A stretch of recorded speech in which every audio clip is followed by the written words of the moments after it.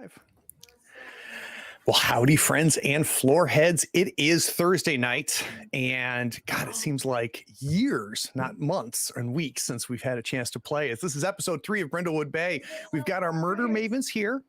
In the first 2 episodes, they solved their first murder. That was back during St. Patrick's Day. We're going to be skipping forward in time to October and Halloween. But before we do that, we've got a little bit of bookkeeping to do. So first and foremost, Miss Jackie, you filled out your XP track, which allowed you to get an advancement. Which advancement did you choose?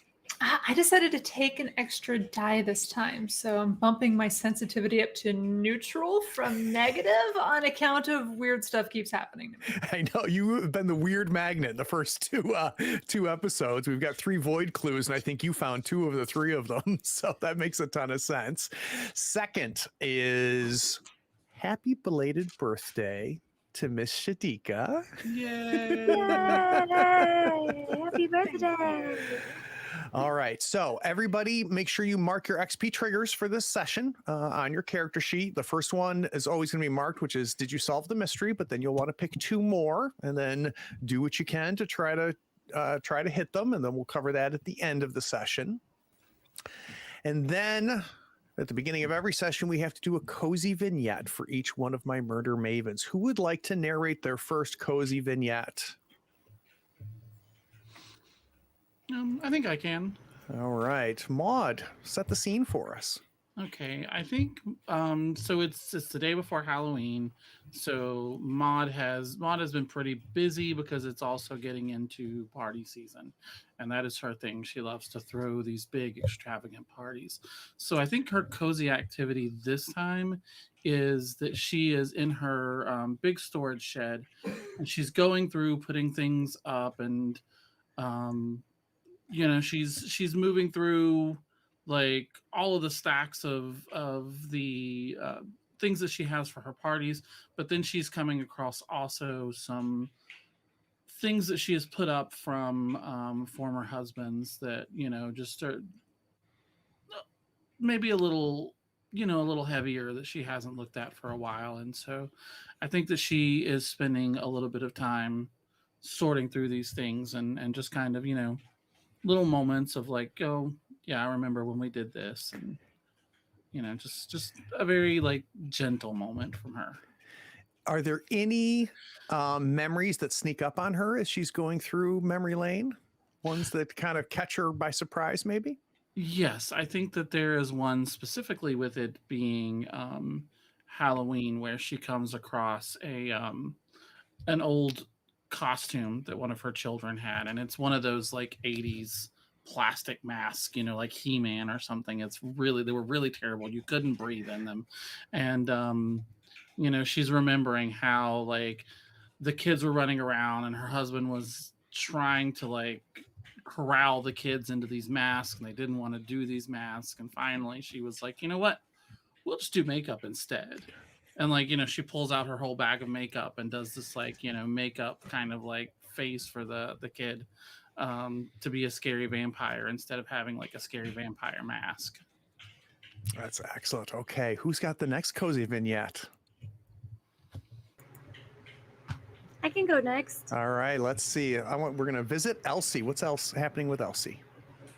So Elsie is getting ready to open her shop for the morning, her bookshop, and she's kind of wandering around putting some new books, and there's Poe the kitty at her feet kind of twining in between her legs, and then there's like at least like 4 or 5 more up on the shelves and on the counter in the background.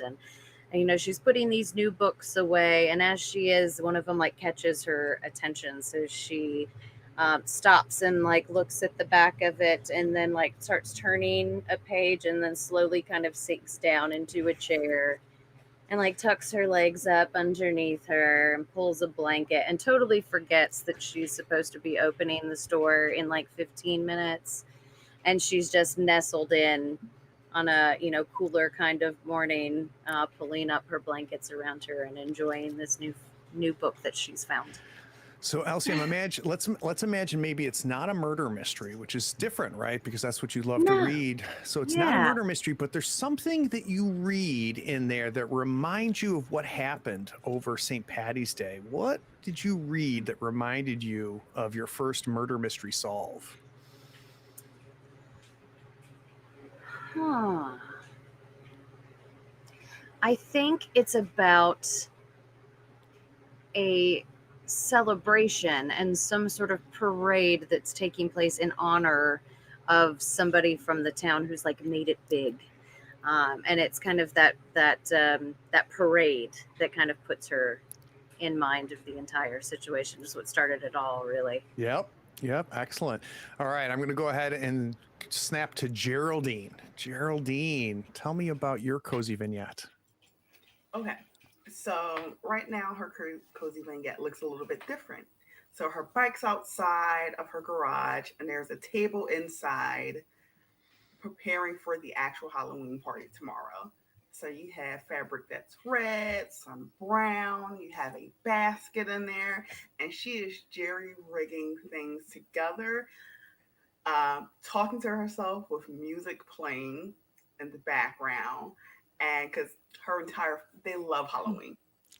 This was the one time a year that her kids, her husband, everybody was happy. So what 80s hair band are you blasting in your garage as you put this together? Oh my gosh. Ooh. And again, I'm thinking of something from Van Halen, and yet I can't think of the name. Oh, Van Halen. Yes. Just any Van Halen totally works. Works. All right. So then we cut to Miss Jackie Smith. What's happening with Jackie the day before Halloween? I think Jackie's also one of the like festivity goblins. I think right now she's outside and she's, got a big stuffed sheet type corpse thing with a noose, and she's pulling it up into the tree. And like she's very into this whole setting up everything to traumatize the neighborhood children. So she's like pulling it up and she's like setting a booby traps on like these little bastards this year. And like she's really excited about this. Like this is the best night of the year. She just sits in her window and watches the children never make it to her doorstep. So Jackie, you have in your mind named this corpse that you've built and hung. Who did we build that in honor of? What do you call our little hanged fake corpse? I'm gonna call her Dean. I think it's a high school rival, and I'm still holding on to that grudge. I won't let it go. After all these decades, that's amazing. It's important to note that Jackie upped her sensitivity to supernatural stuff, not her actual sensitivity. Right. Oh yeah, She's as cold as an autumn day. And let's go ahead and cut to the evening of Halloween. Now, the 4 Murder Mavens, you got the most coveted invitation in Brindlewood Bay, and that is the invitation to the huge soiree, the party of parties, which is the Halloween party hosted by Abner and Coco Vidal. Now, they moved from Hollywood about 20 years ago.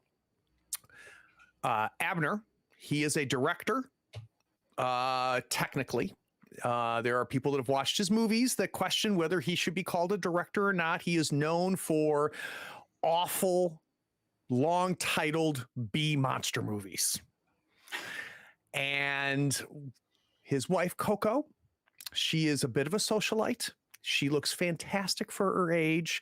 She loves to be parties, loves to throw parties. The two of them are deeply in love with each other, are a blast to be around, and they have the second largest house in Brindlewood Bay. Of course, the Shipleys, we found out, have the largest home in Brindlewood Bay. So I'm going to have the 4 of you walking up the long drive to the Vidal's home. It's a crisp October evening. We can hear the leaves as they kind of blow across the pavement of the driveway.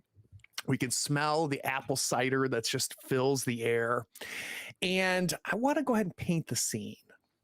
So as you approach the Vidal's house, what ostentatious thing do you see outside that reminds you that the Vidals don't quite fit in Brindlewood Bay's stuffy upper crust? They have a palm tree. Like they have these California palm trees in the middle of like New England. It's just no one knows how it survived, honestly, but it's there. It's just big and gaudy and very like, Miami Beach kind of like, just like ugh. And then Maud, tell me about your costume. I think that Maud has decided that she is going to go as classic as she possibly can. Partially because like Maud really does not like this woman. This woman throws soirees and big parties, and that is Maud's thing. And Maud is not having it. They're a little too ostentatious for her. So she has gone with a very classic look, and she is dressed as Scarlett O'Hara from Gone with the Wind. Very, very nice. All right. Well, who else sees something that makes it clear that the Vidals don't quite fit into the fancy upper crust of Brindlewood Bay? So as we're walking up, you'll notice that they have a nice little duck pond. They own ducks. Hey, tell me about your costume, Geraldine. Oh man, glad you asked. So you would see Geraldine in a red hoodie. The hoodie's up, but that's not the most impressive part. In front of her is a jerry rig, which you can't see, but you have a basket, and inside the basket is a small little alien with a sheet wrapped around him. Very So nice. she's going as Elliot and E.T., and you see a little orangish red light underneath the white. Perfect. Absolutely perfect. Elsie, what do you see that tells you that they don't quite fit as you walk up to their home? In the middle of that pond, they have like this really bright white marble statue that's got like fountains of water shooting up around the base of it. And tell me about It's your like a really bad David. Oh, that's perfect. But the most important part is accurate, though, right? That's correct. Okay, good. And what about your costume, Miss Elsie? Oh, Elsie is a witch for sure. She's actually like very almost completely normal clothing, except that she just has like a little wand with her and has like the classic pointy witch hat, but it's just her clothes. She's just accessorized with the hat. So, Jackie, you see the pond with the plaster statue of David in the center. You see the palm tree that nobody quite understands why it's there and how it survives. What do you notice as you walk up to the Vidal's home? I think that they brought that sort of West Coast feeling with them. Parked in the driveway of this mansion is like a 1973 El Camino, and it's been lowered to the floor. This thing's been to all the hops, and they still brought it with them. Oh, that's perfect. And Jackie, tell me about your costume. I think Jackie this time is joining in this showing up the money thing and making sure that the attention is on us. I think I'm showing up as Catwoman. Ooh, very nice. I feel like that is on brand for Jackie. I love it. Yeah. So you guys make your way up the drive, and you can hear the music inside, and you get to the huge ostentatious door, and you hit the doorbell, and you hear a sound as it echoes through the house. The door opens, and there's Abner. He is tall, thin, distinguished older gentleman. Very handsome for his age, full head of gray hair, but you can't see it because he is in a very cheaply made but homemade King Tut's outfit. I am so happy the four of you made it. And all of you look amazing. And he immediately goes like this and puts a screen on all four of you. You look fantastic. I love you, Doorbell. Where's the wine? Oh, my dear, Miss Jackie, you never for small talk. I love it. Go right down the hallway, past all the movie posters. In the center is the entertainment room. And of course, full bar. Come on, ladies. We have to go. I think that Maud looks around to see if his wife is in the room, and as soon as she does, she reaches up and kisses him on the cheek and leaves a little on the just on the toilet paper or whatever it is, just a little lipstick mark, and winks at him and walks off. And you kiss him and he goes, "Oh, Maud, stop it. Don't." The four of you head down this long hallway, which for some reason has a red carpet in the center of it. And as you pass by, there is all of these movie posters with the classic bulbed lights around each one of them, each showcasing one of his movies. There's the entire Barracuda series, Barracuda 1, Barracuda 2, Cuda Goes to Hawaii, all of them as you continue down. You've got Space Clowns from Underwater on the left as you continue passing down. And then you enter into the entertainment room. And this room is famous in Brindlewood Bay because it is a room that only has one job. And that is to throw parties in and to entertain.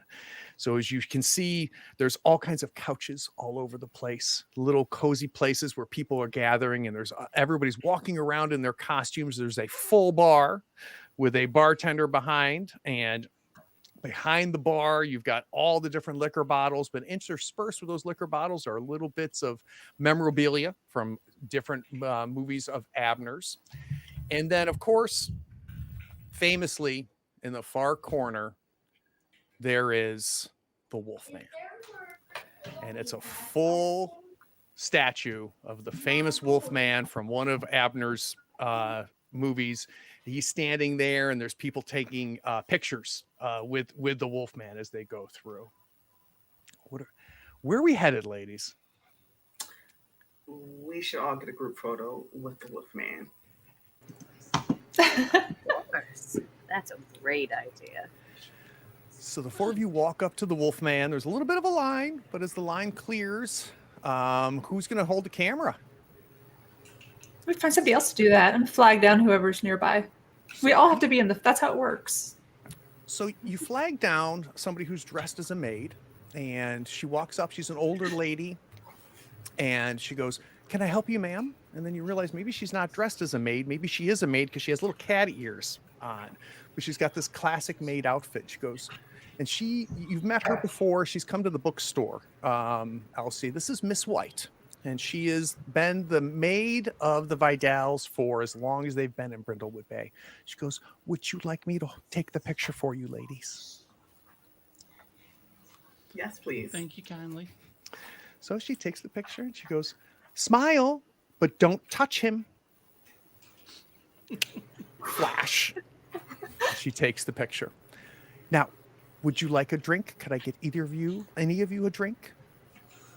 I'll have a G&T, please. Gin and tonic for you, Miss Lily. And who else? Jack and Coke for me. Jack and Coke. I'll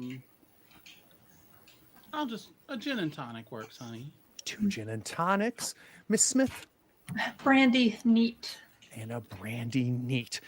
Out of nowhere, we have no idea, but suddenly she has a tray, and she takes that tray and she heads to the bar. So looking out in the crowd at all of the people that are attending, there's most of the people you recognize. There's some new faces. We see, of course, Sheriff Dalrymple. He's off in the far corner, kind of holding court, talking to everybody. Dressed in a classic blue Keystone Cops costume, which somehow seems to fit poor Dalrymple. We also see Coco, Abner's wife. She is sitting in a couch by the back deck, having conversations. She is tall, again, beautiful for age. She is also wearing an Egyptian themed costume of Cleopatra. Who else do we see? We see Sam Turlington, who you guys know is a business partner of Abner's. He's not in costume. He's just dressed as Sam Turlington. We see June Willoughby, who is somebody, Maud, you are very familiar with. She is very much an elite socialite and one of the centers of the social scene here in Brindlewood Bay. She's dressed in a poodle skirt 1950s bop costume, a little inappropriate for her age, a little young, and the shirt is missing a button. It's missing a button. And then, of course, we see Marcus Greaves, who is the manager for the Vidals. He is at the bar. Handsome man, gray hair. He's got a stubble. He's dressed as a 1970s action hero. He's got a wide open shirt, silk shirt with medallions on it and a vest made of leather. Plus some other people from town. So if there's anybody else you'd like to be at the party, you let me know. Anybody we wish to connect with? It's still young.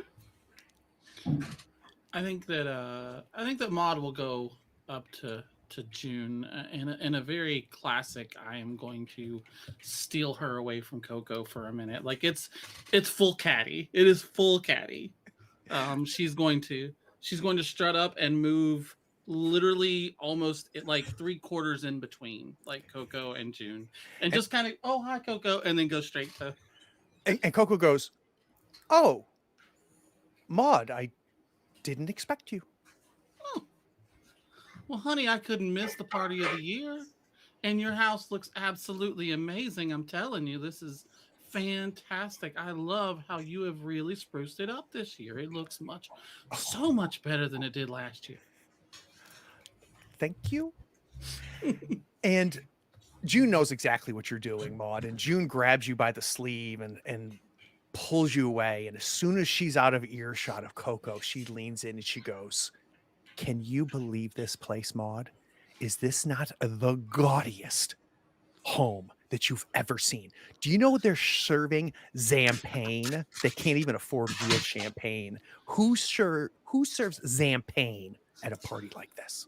It is unbelievable, honey. But listen, we are here to have a good time and to talk to all our people and make sure that they're here for the real party next week. And you know what I'm talking about. We got that soiree going on next week, and it'll be perfect.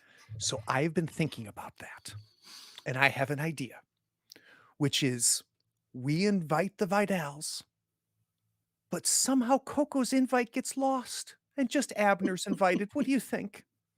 I mean, Abner is an absolute sweetheart. Isn't he a doll? He is. So, you know, we'll talk about this in a little bit. I just wanted to make sure that I said hi before me and the girls went and found our place to settle.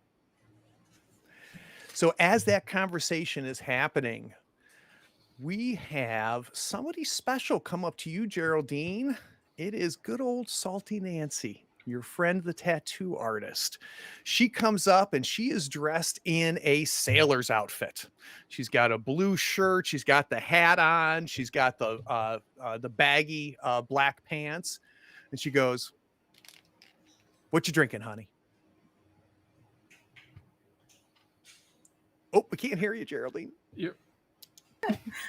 Rum and Coke. Were they out of Jack Daniels? Well, something different. It's just the start of the night. Awesome. You look great. Thank you. Thank you. Do you know what I am dressed as? A sailor. A very specific sailor, though. I am dressed as somebody from the Deep Reaver. You know about the Deep Reaver, don't you? No. Oh, come here. Let me tell you about the Deep Reaver. So back in 1877, this is great. Sit down. All right. Back in 1877, it was summer. And there was the whaler. This was a whaling town, you know. there was a whaling ship called the Deep Reaver, and it set out from Brindlewood Bay. And when they returned with the strangest whale that had ever been seen. It had tentacle-like legs and rows of oily black eyes. And they chopped it all up and they sold it off worldwide. And that, my dear, is how Brindlewood Bay found all of the money to grow the way it did. So I am a sailor of the Deep Reaver. You know what? That's pretty much on brand. I appreciate that. All right. Disgusting. Do you know what I'm dressed as? It's Tell me. one of the newer movies. So it's a movie called E.T. I saw it recently. Great movie. Great movie. Yes. It's... Show them to me. Oh, she turns on the light. Does a spin. Amazing. Fantastic. All right. Somebody's going to come up to Jackie. And I think, Jackie, we are going to have Mr. Marcus Greaves, the manager of the Vidals, come up. He is dressed all out as kind of this pseudo melding of all of the, action stars of the 80s. So it's the open shirt, or the 70s, sorry, the open shirt, the medallions, greased black hair. And he says, Miss Smith, it is good to see you. You look just fantastic. Gonna give him a look over, and you look greased. I, as you know, am quite the man of action. I'm seeing that. How's your evening going? It could be better. Would you let me know if you want to be a part of that? Just that slow fade into the rather not. All right. Last but not least, let's see who comes up to Miss Elsie. Miss Elsie, a young woman comes up to you. And it's somebody you had not met before. And she's maybe in her late 30s, mid to late 30s. She's dreamt as a vampire. She's got a very ornate, like New Orleans gown, all black with reds on it. She's got her little fake teeth and the fake blood. She's holding red wine because it totally fits in this very ornate goblet. And she comes up and she's swaying just a little bit. It looks like maybe she started a little bit earlier than the four of you did. And she goes up and she says, I don't think we've met. I have to tell you, ma'am, this costume is adorable. Oh, thank you. Yours is great. I love all of this. Thank you. I am Elena Visage. You may have seen me in some of Abner's movies. No? Oh, I was in Barracuda 2 and Barracuda 3. Sorry. Movies aren't really my thing. I heard you like books. That's true. I love comic books. Do you like comic books too? I'm sorry, what kind of books? With the pictures. I don't think that's a book if it has pictures. Oh. So you like the books with just the words? There are books that don't have words? Well, mine have words too, but they have words and pictures. That makes it real easy. You like the ones that are just words. Yeah. But I would love to see all of this. You should stop by the bookstore and show me what you have. I will bring my entire collection. I have got all. That might be a bit excessive. How about if I just bring my vintage collection of Archie comics? That sounds lovely, my dear. And you might want to, and I'll reach in my bag. And this is valerian root, and I highly recommend it that you have it when you wake up in the morning. Oh, okay. And she kind of takes it, sways a little bit, and just goes, "Oh, Betsy!" And she runs off. And It'll help with the hangover. And God bless Elena. She's, the drunk talk, just talking a little bit loud. You're like, I'm right here, Elena, I'm right here. And I think that, like, as loud as she was, it made you miss it at first. And what you missed was the scream. Just outside on the back deck, a woman screams.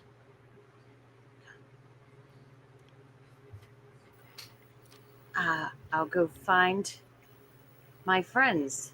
No, I won't. I'm just going to look around real quick. And then I'm just going to turn and follow it and see. So everybody's looking at the back deck. The whole back wall of this entertainment room is all glass. But because it's all lit on the inside and dark outside, all you get is a mirror effect. Nobody can quite see the back deck. But everybody's just like, and just in shock. But Elsie, you're saying you're a woman of action. You're going to head right towards the screen? Straight. Yeah. Yep. Right towards it. Go You outside. pull the sliding glass door open. And there you see Miss White, the maid. She's got her hand over her mouth. Oh my God. And you look down, and in front of her, just off to the right, is a huge metal tub, like an old-timey, like you wash your clothes type tub. And it's got filled with water and apples. But it's not just apples in there. In there also is Abner. No. And his head is completely underwater. I'll yell for the sheriff. And we see Dalrymple kind of look Dalrymple. around. Yeah. Little And gesture. he starts heading, and he can tell by the look on your face that, like, there's a situation out there between the scream and the look on your face. So he immediately grabs you, Maud, as he's walking past and drags you with him as he comes. And he goes, oh my goodness. Oh my goodness. And I think Maud is just like, Chef, what are you?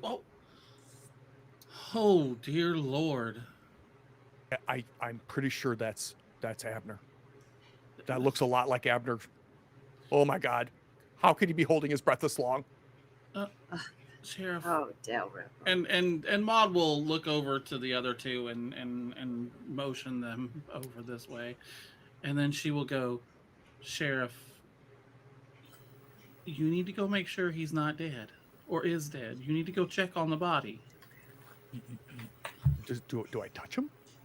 Well, you don't want him in the water. It's Honey. Halloween. It's a joke. So he walks over and he goes, and right before he goes to touch Abner, he comes up and he goes, I swear to God, if he jumps up and scares me, I'm going to blame all of you. I'm going to pee my pants right in front of all of you. Dalrymple. It's okay. Just The only other option is that he's dead and it's Halloween. Come on.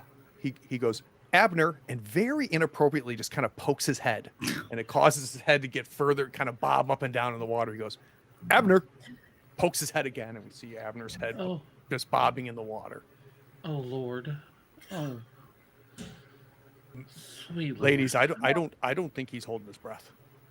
No. All right. What do we do? What do we do? Pull him out of the water. Get him. I walk over and I bodily grab the shoulders of the costume and I pull him out of the water. So you pull him out, the water drenches off, and his plastic King's Tut headdress falls off, and you can see and you can feel that poor Abner Vidal is not breathing. Does anyone know CPR? So Miss White is like this, and Coco walks in. She goes, oh, Abner! She runs over and she kind of pushes you away, Jackie, in a very dramatic way, and takes him into her chest and holds him. She goes, Abner, my love, Abner. And she's slapping him on his face. I'm going to go put my arms around her and just kind of gently guide her back if possible. She refuses to let go. No. Stay away. My Abner is dead. Ladies, we have a murder. So let me quickly make visible to you guys. If you go to your journals, I'm going to have a couple things. One, I'm going to go ahead and bring up the locations for you. So here are the main locations here in the house. You should see that under the Hollow Scream folder when you go to the journals. And then we'll do the same thing with our main suspects. So the 6 main suspects. Can you guys see those in your journals? I can I see do it not popped see up on the screen, but I do not see the journal In the on the Gotcha. journal All entry right, hold on page. one second. Let's do this here. If you, so when you click on the Hollow Scream, what does it just show clues? I No don't Hollow see Hollow Scream. Scream at all. I just see Checkmate Greg. All right, But give me one I do second. see these on our on the front. It's popped up on the screen though. All right, hold on. How about now? Yes. Yes. You got all 3 clues, locations, and suspects? Yep. Beautiful. Yes. All right, I will give you ladies a couple seconds to look that over, and then you can let me know what you'd like to do.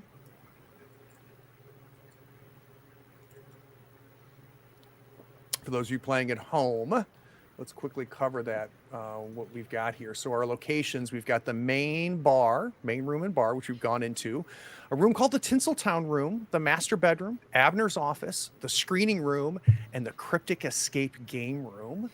And then for suspects, we have a chance to meet them all. We've got Marcus Greaves, the manager, Miss White, the maid, Coco Vidal, Abner's wife, Elena Visage, an actress in Abner's movies, Sam Turlington, their business partner, and June Willoughby, a local socialite. Dun, dun, dun.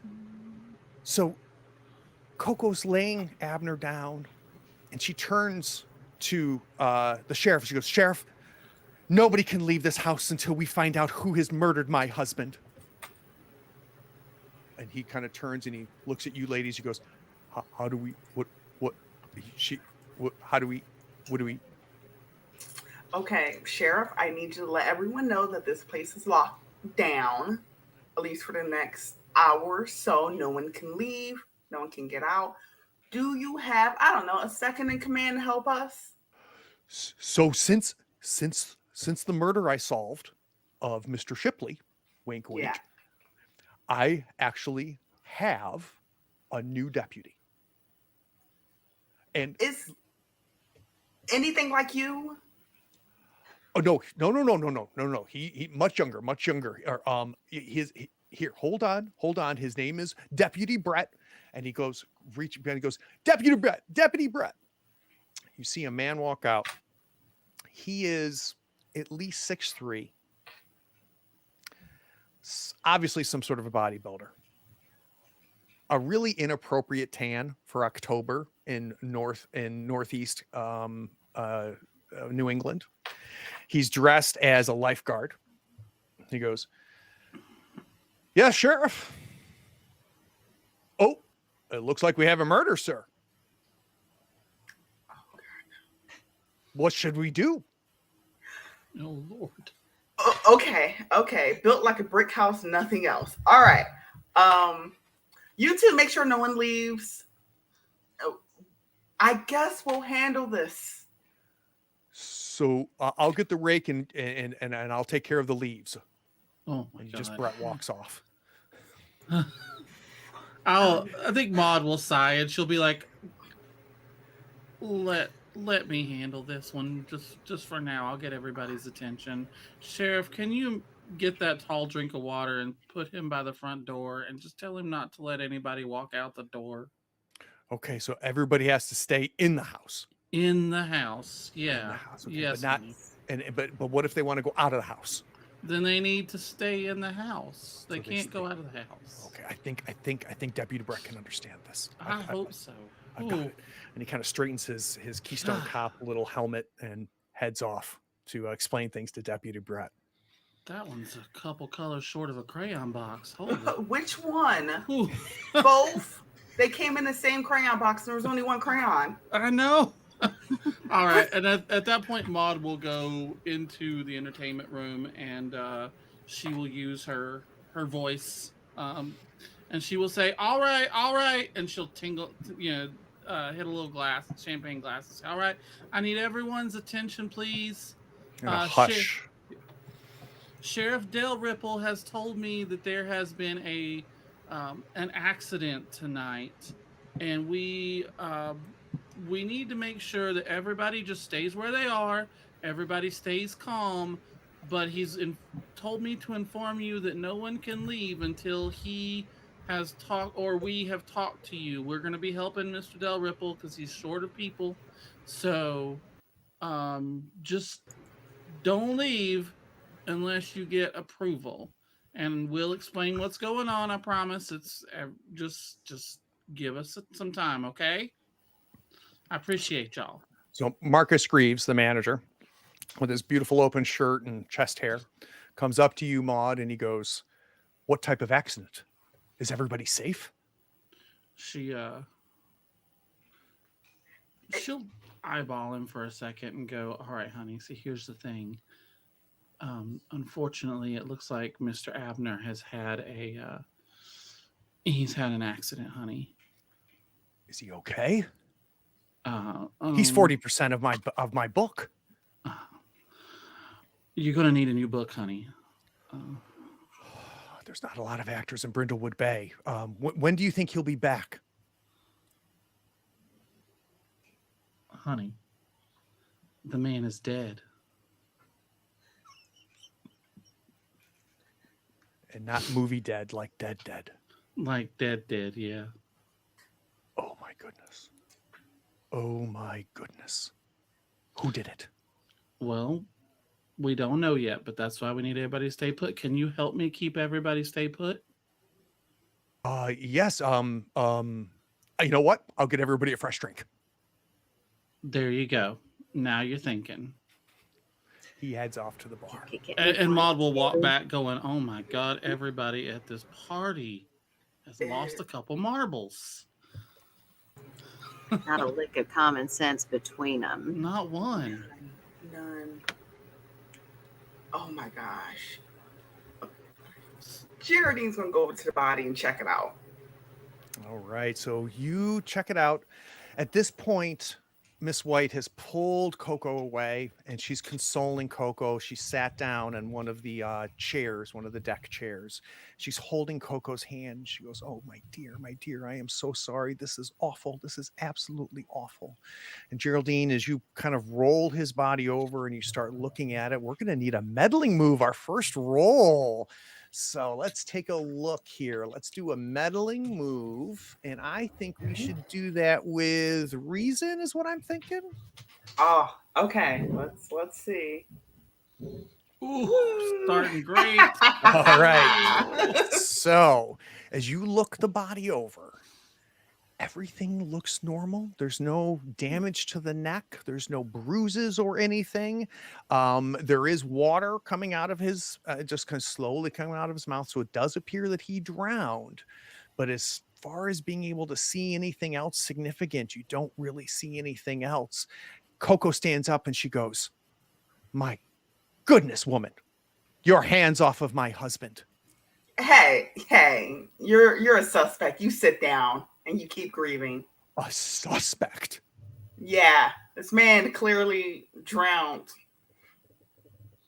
Oh, and she just falls back into the chair and Miss White goes, "I'm going to get you a drink, ma'am. I will get you a drink." And she heads back in. Yeah, I'm still not 100% sure this isn't fake, honestly, because of her acting skills. I'm going to trail behind Miss White to make sure that she's going where she says she's going. So you see Miss White head off, and she seems almost a little absent-minded, but she does make it to the bar, and you overhear her ask the bartender. She goes, "Bartender, I need a tall glass of ice water and a shot." And you notice that the bartender didn't ask a shot of what, right? He gives her the water, goes and grabs some rum, pours it into a shot glass, and he goes, "Here you go, my dear." She slams it back, slams it down, grabs the water, turns around and stops and sees you. I'm sorry, Miss Lily. I need to bring water to Miss Coco. And just you can smell the rum off of her breath. How about you tell me what you saw first? Well, I went outside just to get some fresh air. And as she says to get some fresh air, you pick up the smell of the cigarette off of her clothes. I went out to get some fresh air, and I turned on a light, and I saw we were going to bob for apples later on tonight, and I saw Mr. Abner there, and his head was in there. And first I thought he was going early to bob for apples, which I thought was strange, but then I realized that he wasn't, that he was dead. And I worried about Miss Coco and what Miss Coco would see, and seeing her husband there. He may not have been a good husband, but she was his husband, her husband. Not a good husband, you say? Little meddling move from Miss Elsie. What do you think we're going to use for this meddling move, Miss Elsie? I'm thinking Maybe meddling. presents? I love presents for this. Okay. That's what I thought. Come on, do something There good. we Hey. go. Oh, there we go. So she pulls you aside and she says, I have been living with them for 20 some odd years, and he never treated her the way she deserved. Coco is one of the most amazing women that's ever walked this planet. And I'm not saying Abner was a bad man, but he could have been a much better husband. There's other people that could have made Miss Coco much happier, much happier than that Abner boy. We got to find you a clue. So let's take a look here. She's going to walk off. And as she walks off, past her, you can see an award case. And it catches your eye because the award case is slightly ajar and open. So it's got glass front. You can see all of these raspberry awards and all of these different things that Abner has won throughout the years. And as you go up there, you find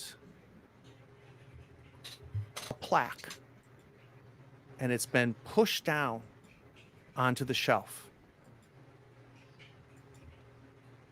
So you reach in and you pick up the plaque, and on the front you can see it's a Lifetime Achievement Award from the Horror Directors Guild.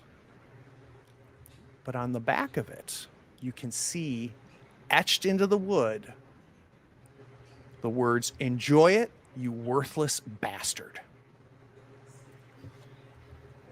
So that is our first clue, a Lifetime Achievement Award with the words, "Enjoy it, you worthless bastard," etched on the back of it. That's interesting. Make a mental note of that. Where do we cut to? I think Jackie's making the rounds and helping pass out drinks under to hide her actual intentions. She's kind of searching for anybody who might be wetter than they should be. Ooh. I want a day move. Damn. So as you are poking around and doing more than just passing out drinks, maybe you're holding on to people's clothing, pinching them here, like feeling there. Let's do a day move. What are you afraid is going to happen if you fail this? I think the worst thing that could happen to her if she fails this right now is that it's when she's picking at Mr. Reeves' clothing, and then she's going to have to deal with him because he's going to think that she means something else by it. Okay, that's perfect.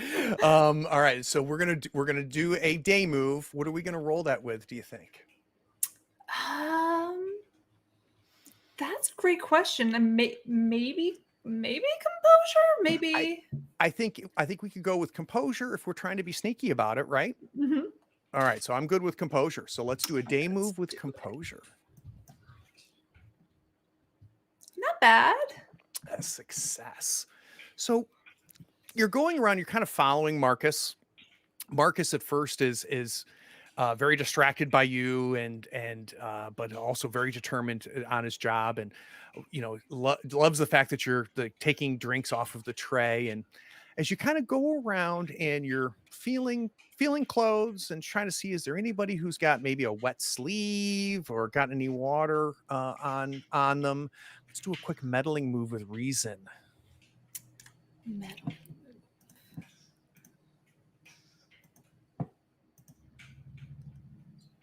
Not bad.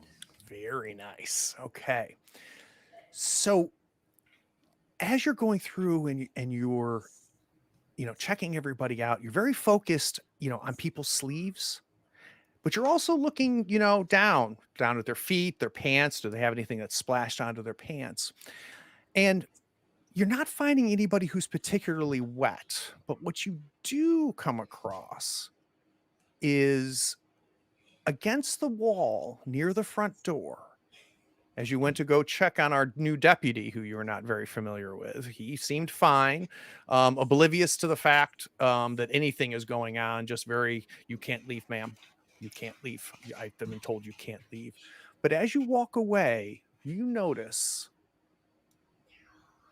there's a whole bunch of shoes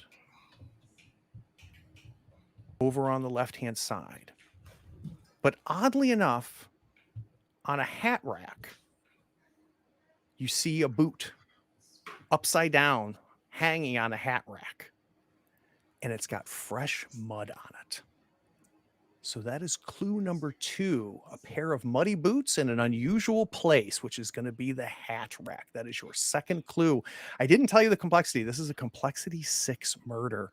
So we have got a dead Abner in this huge mansion. We've got suspects all over. We've got 2 clues. I think it's a perfect time to take a quick 10-minute break. We'll be back in 10 minutes.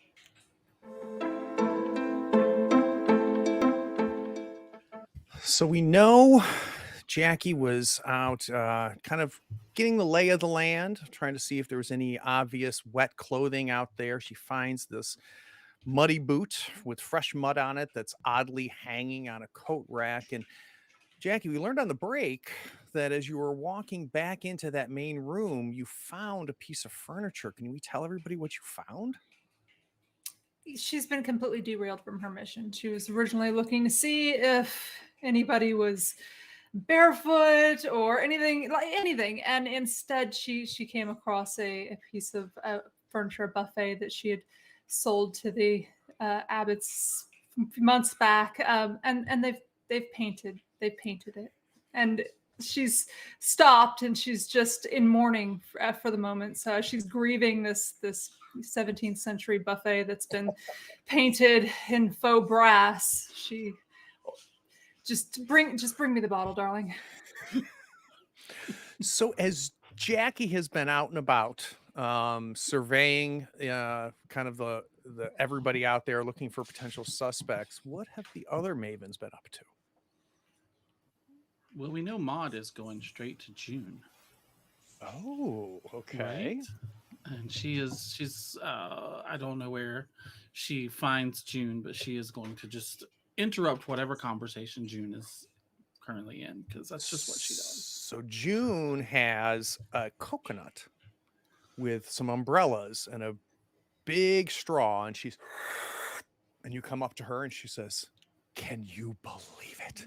It's absolutely insane, honey. Do you have any scoop on what is going on here? This is, I mean, I know we have joked about them getting out of this, but this absolutely crazy."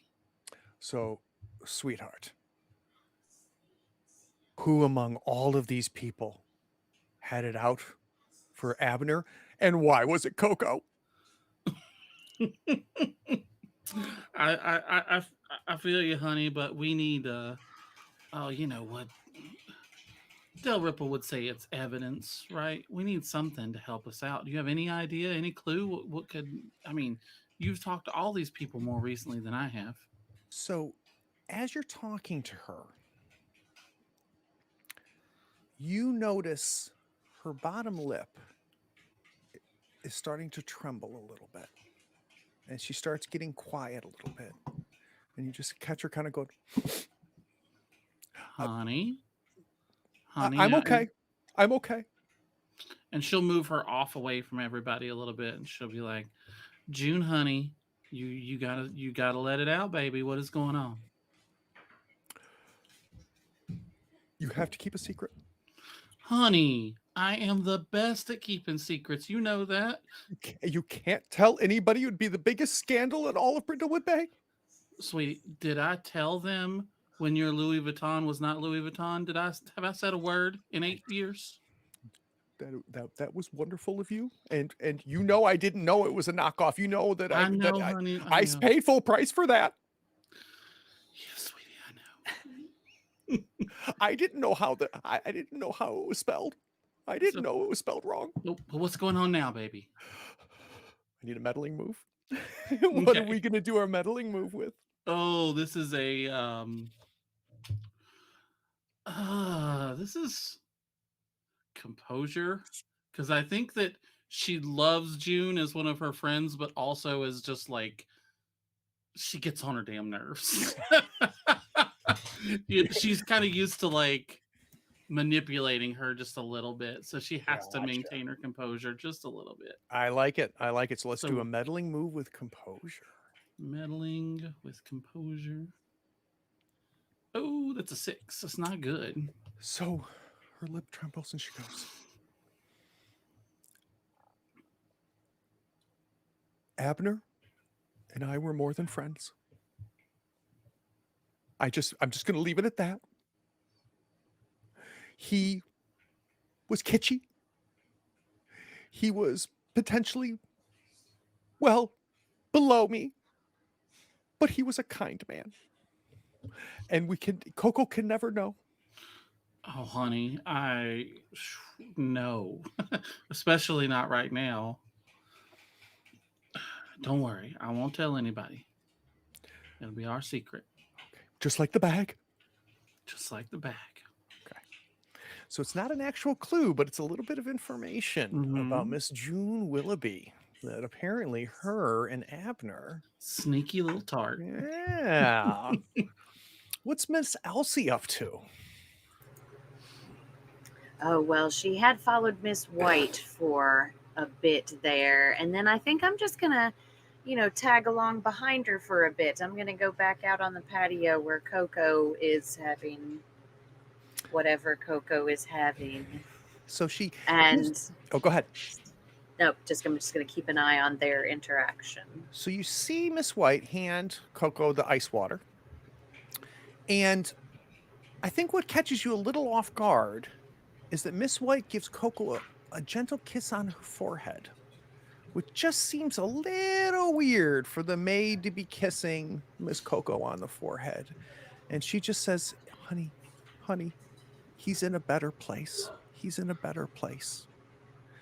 And she walks off, and Coco is sitting there looking at her husband who's on the other side of the deck. And she just is taking sips of water, and nobody's approaching her. Everybody's giving her space. I'm going to approach her, sit down next to her. I still can't believe it. He was so young and vital and virile. Just going to put my arm around her. I'm here to listen. Who would do this to such a wonderful, wonderful man and a talented director? And his casting was perfect. He was a perfect caster. Can He only imagine cast a lot of people. the most beautiful women in all of his movies. That's very right. Yeah, you're right. Mm-hmm. Who do you think could do this? Oh, there's any number of people. Who do you think could do this? Oh my goodness. I can't imagine unless I take just a little time to think about it. Let's do a meddling move. And how do we want to do this meddling move, Miss Elsie? Oh, meddling move. This one would probably be composure, because I'm Okay. trying to keep everybody kind of together. I like it. Let's do a meddling move with Yes. composure. Okay. Partial success. So she goes, I think there's a number of people, and I have to be honest with you, Miss Elsie. I was surprised, obviously, that my husband is dead, but you should listen to this. And she hands you a cassette tape. And she goes, there is a record player or a tape machine in the Tinseltown room.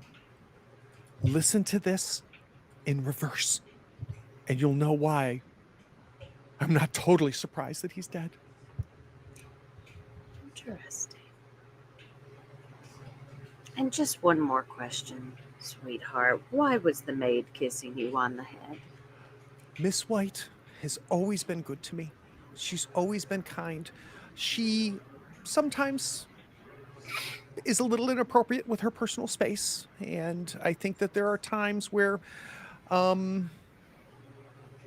she has been more affectionate than I feel comfortable with, but she's always been wonderful.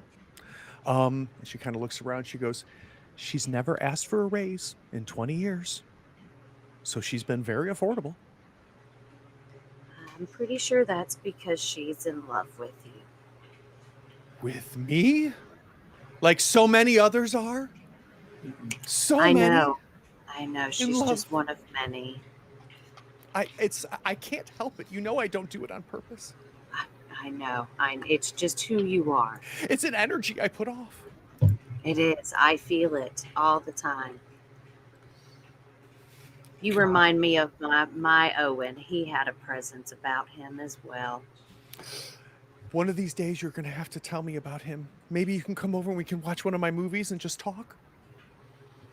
That sounds like something. Maud hates this woman so much. All right, so you've been handed a tape. It's a clue, but I'm not going to tell you what the clue is yet. You've been told to go to the Tinseltown room and listen to it. While we wait for that to happen, I want to cut to find out what Geraldine has been up to. Okay, so she was about to hit his office because, rich people hide everything in their offices. But she saw Elena almost completely drunk. So she grabs a martini from the bar and comes over and said, Elena, I don't think I've made your acquaintance, and pass her a martini. And she goes, timing goes perfect. And she pours it right in, and you can see it like she didn't finish the wine, so she just pours the martini, and it's like a rosé martini with like a little bit of red wine in it. And ploop, and the olive falls in there, and she sips that, and she's like, he's the only one that would ever cast me. I don't know. This reminds me, did you ever see Devil Woman from Planet X? I sometimes tend to stay away from movies are maybe sentences. So I don't know whether you know this, but Variety magazine once wrote about my performance in that movie and said that is the most acting they've ever seen. Okay. Good. So, how did you feel about Abner? Was he good to you besides casting? You're obviously beautiful. I'll be honest with you. Thank you. I'll be honest with you. I think me meeting my mid-30s was hurting my ability to be the star for Abner. Now he was going to cast me as an ant in his next movie, an ant, not the lead, not the starlet, not the young high school victim. I was going to be an ant. But you could at least play a 25-year-old. I love you. She puts both hands inappropriately on yours. I think you're amazing. You could easily be cast as a very, very young grandmother. I appreciate that. But I think we're poking around a little bit here, Geraldine. So let's do a little meddling move. What are we going to do our meddling move with as we are interrogating our slightly intoxicated Elena? Visage. oh my gosh. I would like to potentially do reason because I assume the young actress was sleeping with the director. A strong assumption. Okay. Right. So let's do a meddling move with reason. Okay. Oh my gosh. Success. All right, with a 10, very nice, a full success. So as she's leaning over and she's holding both of your hands, she's got a little black purse on there, and you see something fall out of it. And you notice her in her sneaky drunken way kind of takes her shoe and just kind of pushes it under the table. She's assured that there's no way you saw it because she was smooth when she did it. She says, "Do you know any other directors?" Maud. You have to go talk to Maud. She has connections everywhere. She's going to start a directing business. You have to introduce yourself. She would love you. Is she the one that's sleeping with the lawn guy? Yes, that's the one.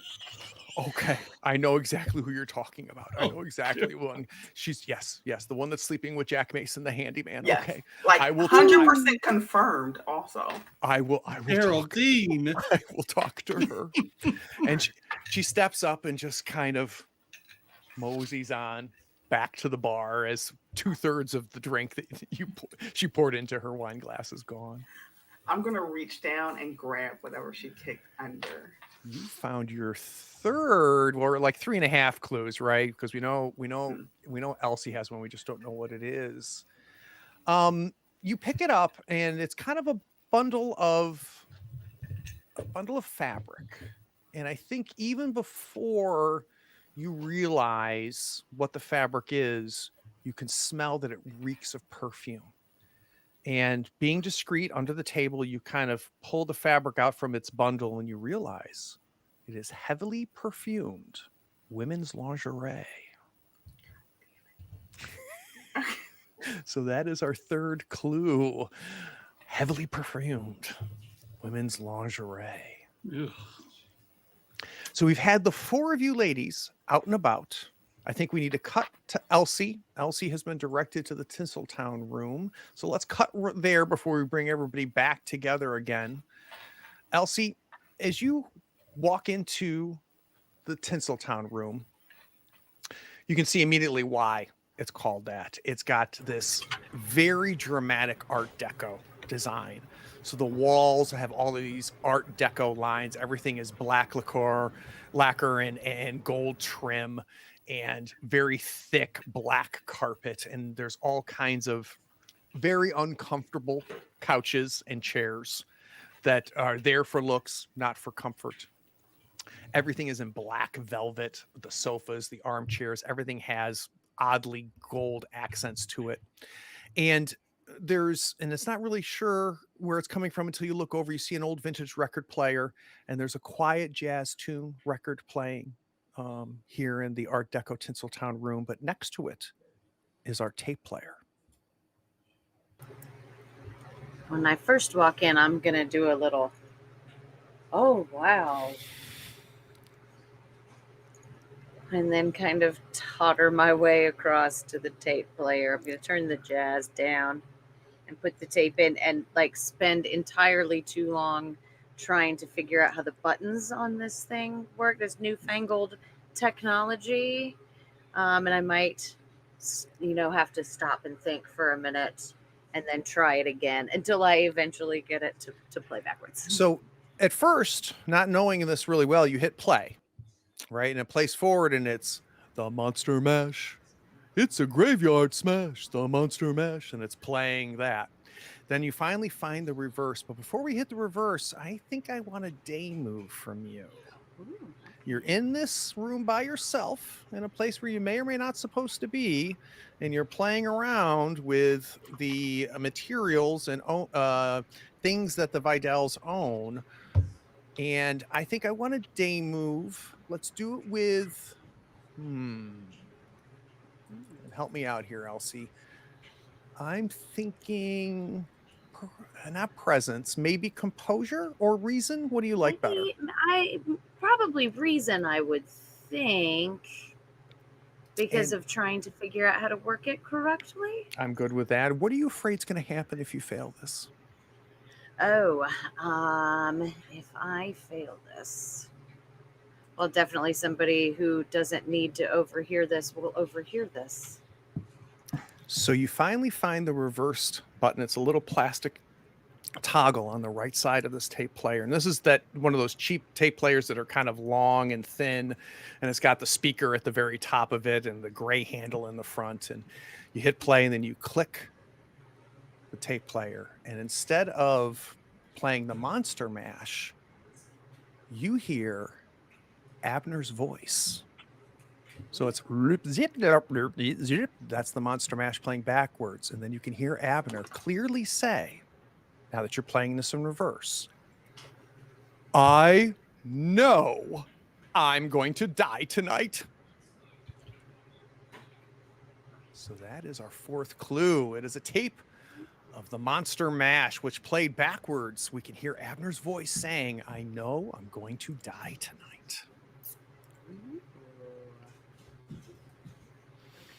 So in my mind, we've had all four Mavens kind of going around, poking around. If it's all right with the four of you ladies, I think the four of you would end up finding each other because everybody's got new information. Are we good with that?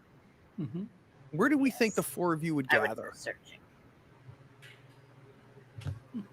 At the bar. Instinctively, the four of you know.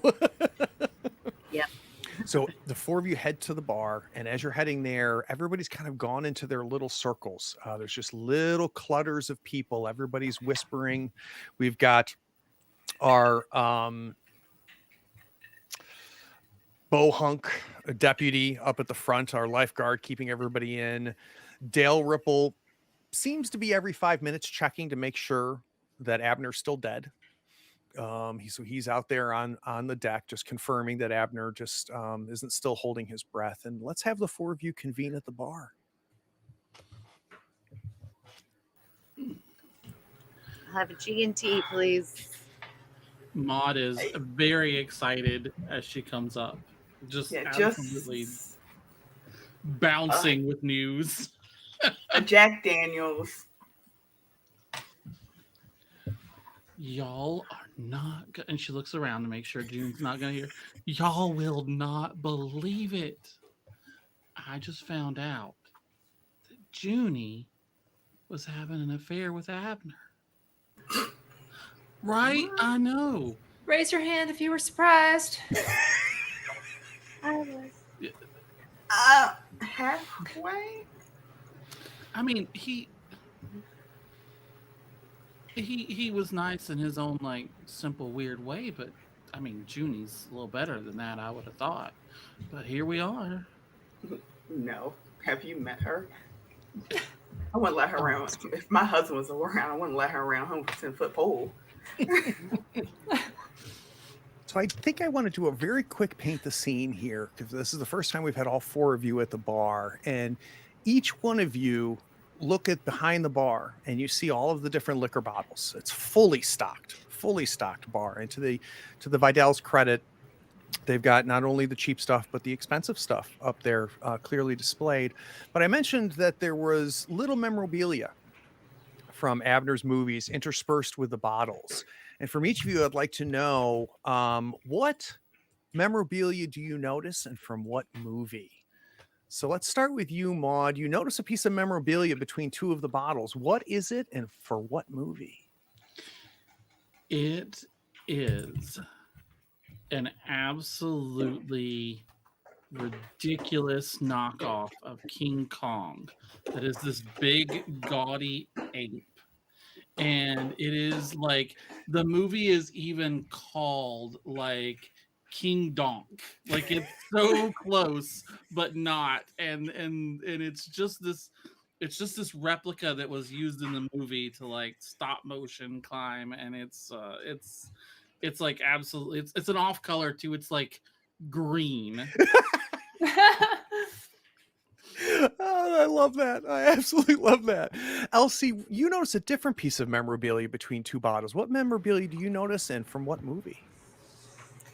There is a little zombie clown figurine up against a bottle, and it's from Killer Clowns from Below 3. 3, which let's be honest, completely redeemed what had happened in 2. Right. 2 was what was he even thinking with 2? But Thank God. 3, piece of art. Jackie, you noticed a different piece of memorabilia. What memorabilia did you notice, and from what movie? Oh, I think it's something ridiculous, like a little plastic cast head, and you can still see like the lines from the mold on it, and it's got like an axe through it, and it's a girl's head, and it's from something ridiculous like the second to last girl, and like it only gained traction in like Japan, so the writing on it's not in English. The second to last girl. Oh my God, that's amazing. A cult classic, huge in Japan. Huge in Japan. And Geraldine, as you finally reach the bar, you hadn't noticed it before, but you notice it now. What is it, and from what movie? So it's back to an homage of his much younger days, maybe when he was in school. But there's a small keychain with a set of green stairs with a little bit of dirt around it. And it's from his movie, which really got him into directing and making movies. The Green Stairs Going to the Graveyard. All right, so Maud has revealed what she found out from about Junie. Spilled the tea. Oh, I found out quite a few things. One, Maud sleeping with the little lawn kid. But 2, Say what? Heavily, just lingerie fell from the young actress Elena Visage. Elena's pocketbook. Well, and it can't stay on her hips. Look how skinny she is. They'd slide right off. I just want to bring her baked goods. Yeah, but perfumed lingerie. I assumed she was sleeping with the mister, but it's expected. I don't know why she would just have it in her pocketbook. Well, I found a cassette tape, and you play it backward, and Abner says, "I know I'm going to die tonight." Oh, that's fun. Did you bring Wow. the player? I didn't bring the player. I left it in there, but I do have the did I get the tape out? Oh, yeah. Yes, I did. Yeah. Oh, and there was a trophy as well, a knocked over plaque. I hope you enjoy this, you worthless bastard, I believe was the wording. Which, really great wording. It just rolls off of the tongue. Beautiful. Could be his next move. Oh wait, never mind. Once again, vote if you're surprised. No. Just me again. I love how Elsie is surprised by all of it. Jackie's like, you're not supposed to raise your hand. So what is the next move for our Mavens? We've got 4 clues and a complexity 6. Well, someone should tell Dalrymple to call the medics to come in and remove this body already. That's probably a good idea. Is it? I'll go tell him. It's fine. All right. If you're willing to talk to Dalrymple, I'm okay. I'm gonna go to his office to kind of see what I can find in there. That's a great idea. So it sounds like Elsie is going to talk to Dalrymple. We've got Geraldine who's going to go to Abner's office. I I'm following Elsie. I wouldn't before they move the body, and I want to go and do the whole pry open the hand, see if there's anything on the body. And I think Maud is going to go talk to the one person we haven't talked to yet, which is Sam. Mm-hmm. Oh, All right, perfect. So let's cut to Elsie. So Elsie and Jackie, you come back out on the back deck. Nobody is there. Coco is gone. Miss White is gone. It's an empty deck. It is just the two of you and poor dead Abner Vidal. And a small puddle of water under his body. And then comes back out again. You have Dalrymple come back out and go, it's been 10 minutes. Do you think he's breathing yet? I'm going to check him. No.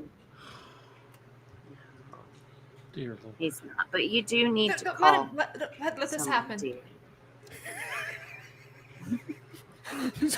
So he comes over. He goes over to Abner's body, and he looks it over, and he goes, he puts his hand over his mouth, and he goes, nope,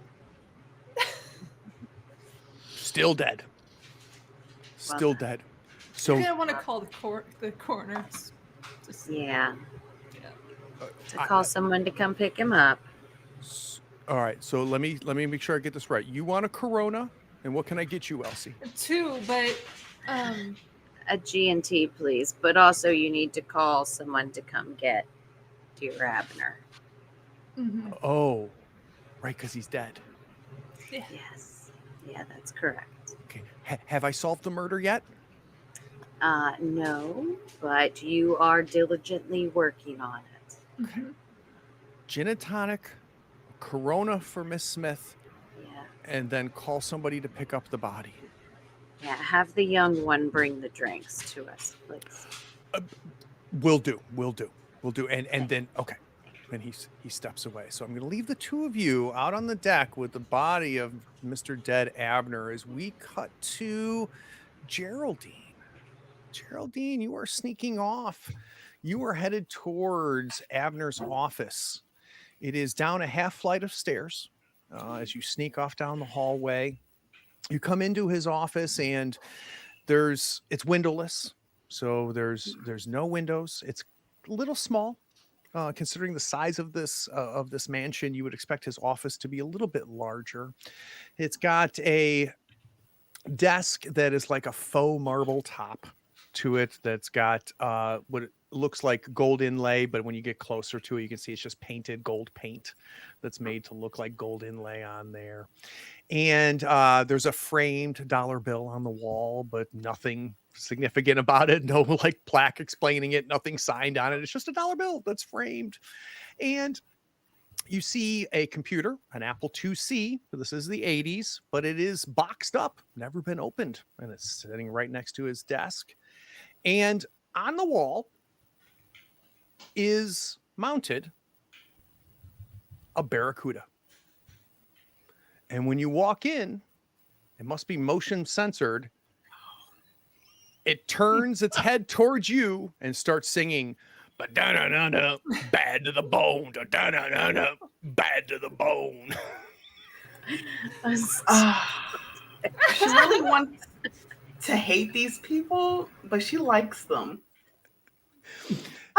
So real quick, paint the scene question here now that we're in Abner's office. Geraldine, as you walk in and you take in all of this, it's pretty obvious that Abner was not a good businessman.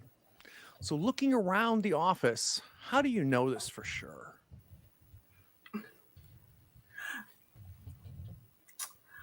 All of his tax documents is just sitting on his desk out of order. Okay. And as you look at them, you realize none of them have been filed. They're all filled out. All the forms are filled out, but none of them have been sent. And if you're okay with it, I think they're all done in like different colored pencils. Yes. All right. So what are we going to do in Abner's office? All right. well, kind of knowing that he just sucks at this type of stuff, she's still going to go through the motions of looking through his desk, seeing if something is locked or not, because that's definitely what she's going to work on getting inside. Checking any shelves that he got. I will also check inside the barracuda's mouth. I don't know. They just seem like the type of people that will hide something in there. And we get to the third verse of Bad to the Bone, and as soon as the Bad to the Bone finishes playing, its little plastic head goes and goes right back flat there. So we have you going around. Let's do a meddling move real quick. What are we using in our meddling move, Miss Geraldine? Whew. I want to say reason. Okay. All right. So using your brains, let's do a meddling move with reason. Which may not be the best option here. We've got a partial success. So as you're going through and looking at different things, you go up to the mouth of our barracuda and you take the barracuda and you kind of open its mouth. And as you open the mouth and look inside, you see nothing. But you hear wood grinding against wood. And it startles you and you turn around, and after opening the mouth of the barracuda, you turn around and you see the bookshelf directly across from it, sliding open to a passageway. Oh, this is just like her fifth book.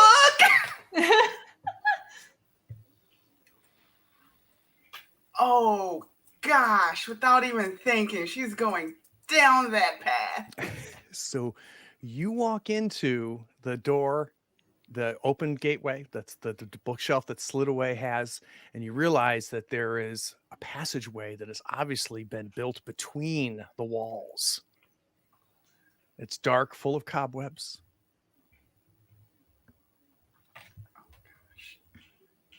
All right. First, she's going to go back and find a flashlight. Okay. She's got an orange light from her. She's got an orange light from her ET. Oh, that's right. She's going to turn on ET. You turn on ET, Yes. and it floods this very thin between the walls hallway. And as that orange light shines down, illuminating these cobwebs, you see a staircase that's been built at the end of this hallway. She's going to quietly go up those staircase. You head down the staircase, and I think I need a night move. Oh, a night move. What are you afraid is going to happen if you fail this? The door behind her is going to close, and she's trapped. The door behind this is definitely going to close, but it's worse than that. Okay. The door is going to close. The light of ET is going to go out because you did not change the batteries recently. And you're not in here alone. Oh no. Okay. What are we going to roll our night move with? Has to be composure to kind of keep her shit together. All right. All right. We got this. What's the worst that could happen? Nothing. Nice. All right. I want to cut to Maud before we Mhm. find out what happens with Geraldine. We're going to cut to Maud. Maud, you walk up to Sam Turlington, business partner to the Vidals, specifically to Abner. He is standing there in a Phantom of the Opera half mask with the tuxedo, the cape, and he is just by himself, kind of looking around. And you walk up to him and he says, oh, hello. Oh, hey, honey, isn't that just the sweetest little costume around? Listen, I just need to figure out what is going on. Do you have any idea what is going on here tonight or what's happening? From my understanding, Abner's dead. That is very true, but who would want poor Abner dead, honey? I don't know. He and I have been business partners for a while, and I will tell you that we have just recently started investing into properties on the on bay side properties, and I feel like at any point in time that this will prove to be very smart investment. For Abner, I don't know, what the will looks like or anything. I would assume it goes to Coco, but um, I don't know what's going to happen now that poor Abner's dead. She kind of locks her arm inside of his and kind of like pulls him over to a seat to set him down, and she says, "Honey, you remind me so much of my dear Macon. He was my first husband, and he was into real estate too. And let me tell you, it is a struggle. There are so many things coming on. Like, I know that one time, like, he had a business partner that, just wasn't doing what he was supposed to. And I mean, it just did not work out very well. So maybe, I mean, you think maybe this is a blessing in disguise, honey?" Let me interrupt you right there. I'm so happy to hear you say this. People don't realize how bad he is at business. Do you know that before we met and how we met is he was trying to buy property next to the landfill? Honey, he made 7 movies about clowns from space that live underwater. Yeah. And for just a few dollars more and 3 movies later, I was helping him buy actual valuable property on the bay that we can turn into condos. You know, condos are a thing now, right? Yeah, People don't want lawns anymore. they are an awful lot to keep up, and then people start accusing you of sleeping with the lawn boy, and that's an issue. I do understand very well. So yeah. I need a meddling move from you, my dear. Okay. So, Miss Maud, we are meddling. We're kind of digging into his business partner, trying to find out what we can figure out. We What are are we gonna using? pull we are gonna pull, first of all, our first Maven move. Because my Ooh, Maven move is Frank Columbo. So something about you causes society's elite to not take you too seriously. For for Maud, she's just so much. She never shuts up. She's always big, and she's always pulling you into her world instead of, letting you be in your own world. So when I do pick to use this move once per mystery, I can find an additional clue even if I miss. ooh, very nice. So, 2 So, clues if you hit, 1 clue if you miss. mhm. Very nice. So, what are we using to get this information or to get more information out of Mr. Turlington? Oh, this is definitely going to be a presence move. She is putting the full mod on him. Um, so let's see what happens. And it's a 7. We'll take it. So, we're going to get 2 clues with a partial success. So,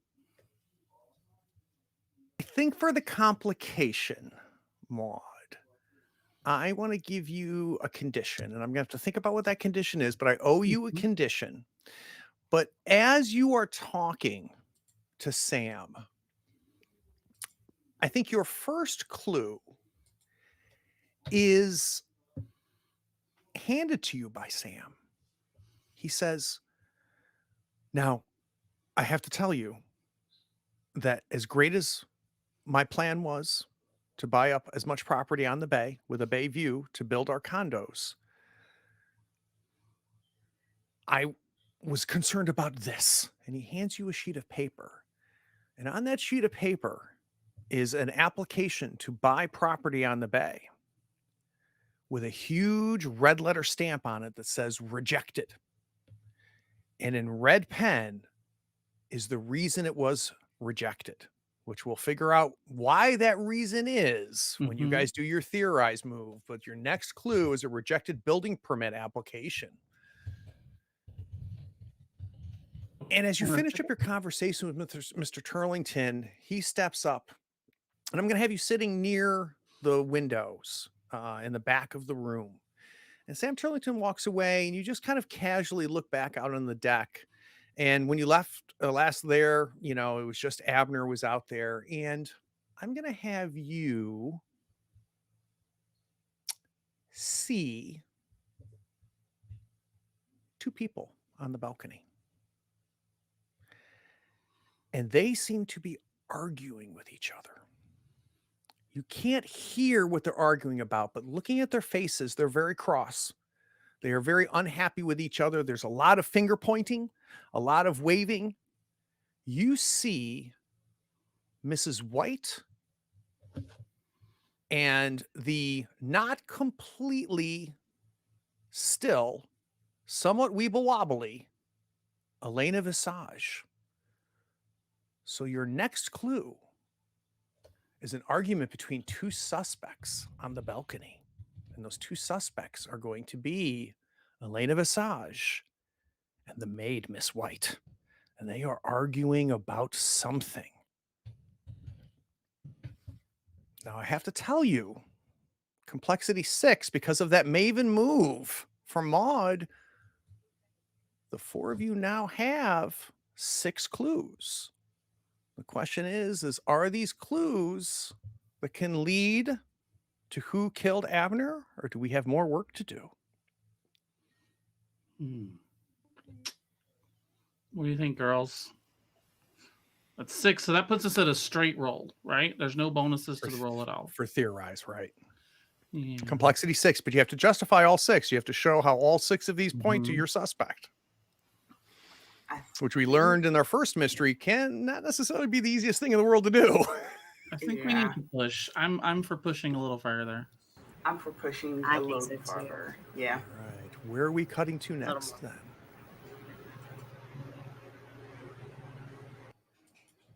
Oh, we got to touch back to Geraldine. I left Geraldine out there hanging, didn't I? Oh, Geraldine. So we see the flicker of the ET belly, and the orange starts to flicker, and you just kind of hit the plastic ET, and it lights back up again. You head up to the steps, and you come to what is obviously a door. And there's this very theatrical lever next to the door. I'm gonna go ahead and pull it. Ooh, don't die, don't die, don't die, don't die. You hear that, you pull it and you hear this, all kinds of gears going, click, click, click, click, click, click, click, click, and you hear ropes moving and all kinds of noises happening. And the wall in front of you slides. And you are now in full view of the Vidal's master bedroom. And there's many bedrooms in this house, but this is obviously the Vidal's room. And you know this for several reasons. One, the blood red wallpaper that covers every single wall of this. The floor to ceiling red curtains on the windows that overlook the backyard. You see a full canopy bed. It's perfectly made by Miss White because she's very particular. And somewhat surprising, but good for them. Above the bed, on the ceiling, mirrors. God bless them. Good for them. There's a small reading nook in the corner and a couple side tables. It appears no one else is here. But we do need to paint the scene. Oh, I'm searching everything. So Abner and Coco obviously had a pretty exciting sex life. What evidence of this do you casually see strewn about the room? Oh man. So one thing she would notice is this strange looking, looks like a swing that's not necessarily jerry-rigged anywhere. But when you look up, you see where you can attach it. But the swing is just on the floor on the side. We got like a metal hook up above where you can hang the swing. Just where you can just hang it. Amazing. All right, what are we going to do in the Abner's bedroom? All right. Well, first I want to see if, gosh, I'm going to hate myself, if her perfume smells like the lingerie. Ooh, very nice. So you were going to go over to her help me out? What do they call the like where Um, you do your not makeup? an armoire. It's What's it a Vanity? Vanity. Yes, Vanity. Thank vanity. you. You walk over to Coco's vanity. It's extensive. It's like 3 times as wide as a vanity would be, and it's got 3 stools, so she doesn't have to move the stool. She can just go from one stool to the next, and there's all kinds of different things. And you go and you smelling all the different perfumes. You pull the women's lingerie up to your nose, and you're going back and forth, back and forth. Yeah. And I'm thinking Geraldine is in Coco and Vidal's bedroom, smelling women's lingerie. Yeah, We yeah. might need a day move before we do a meddling move. So let's do As a you do. day move. What are you afraid is going to happen if you fail this day move, Geraldine? I look like a pervert. Someone walks in, me walks in, You think someone's going to walk in, catching you not smelling the perfume, but the lingerie. but yeah. smelling the lingerie? I think so too. Yeah. And what are we going to use this day move with? Oh man, would it be composure? I think composure is good. Yeah. Composure. So let's roll a day move with composure. Oh, thank God. Nice. A partial success. So you are checking the perfume against the lingerie, checking the perfume against the lingerie. As your nose goes to the perfume, you hear a, "Can I help you?" Luckily, you weren't smelling the lingerie. As you turn, you see Miss White standing there. Yes, you can. I was looking for. Yeah, I'm gonna just give it to you straight. Is Elena was sleeping with Abner? Were they sleeping together? You would know. So she kind of resigns, her shoulders drop. She closes the bedroom door, so it's just the two of you alone. You see her push the bookcase, and it goes and closes back up from the secret passageway that you found. By the way, I forgot to mention that is actually a clue as well, so I apologize. You guys have one more clue than you have. That's the secret passageway. So that connects 2 locations. So I'm sorry. You've got 1, 2, 3, 4, 5, 6. You've got 7 clues. So you push that staircase and she goes, "Abner did not deserve Coco. And part of the reason he did not deserve Coco is Abner, he liked the casting couch. Do you understand what that means, the casting couch? I think where you're. No, I don't. I'm sorry. So in Hollywood, these Hollywood types, you would have these directors, and much like George Lucas with Carrie Fisher, they would say, if you want this role, you need to show me how much you want this role. Ah, Are you with me? yep, I'm with you. And that is very common among these Hollywood directors. But no, to answer your question, he was not sleeping. In fact, he never slept with any of his actresses. He was too busy sleeping with everybody he could here in Brindlewood Bay. You did not hear this from me, but you know that snooty patootie, Willoughby? Oh, yeah. The two of them like to, she looks around like there's somebody else in the room, play Parcheesi without the dice. Ah, okay. Oh. Oh, all right. Do you think enough to any ideas on who may have killed him? Well, it wasn't Coco, I can tell you that. Coco is an angel. She's an angel that walks this earth. She's a wonderful, kind, beautiful. Have you looked at her? Not only is she an unbelievable actress, but she's kind and gentle, and her skin is so soft. Have you touched her skin? I have not had the pleasure of touching Miss Coco. It It's like a baby seal's skin. I'm just throw this out here. Are you in love with her? Oh my lord! Oh, I love working for her. If that's what you're implying. No, I mean like romantically in love. No judgment. She is a perfect woman. No, I can sense things. I have been on this planet long enough to know when accusations are thrown about. So just because people like you hire people like me, you think you can just talk to us this way? Coco never treated me this way. I think this is disgusting, and I think this is rude, and I think you can find your way out. Wait, I'm working class actually, but okay. I've seen your house, ma'am. I have seen your house. So you need to find your way back. And she storms out. Okay. I'm not the one to love, but okay.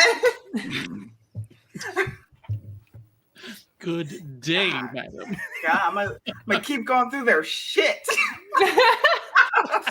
Okay, so now let's go ahead and do our meddling move as we've been smelling perfumes and checking it against our lingerie. I'm thinking reason. What are you thinking, Geraldine? I'm thinking the reason as well. Okay, so let's do a meddling move with reason.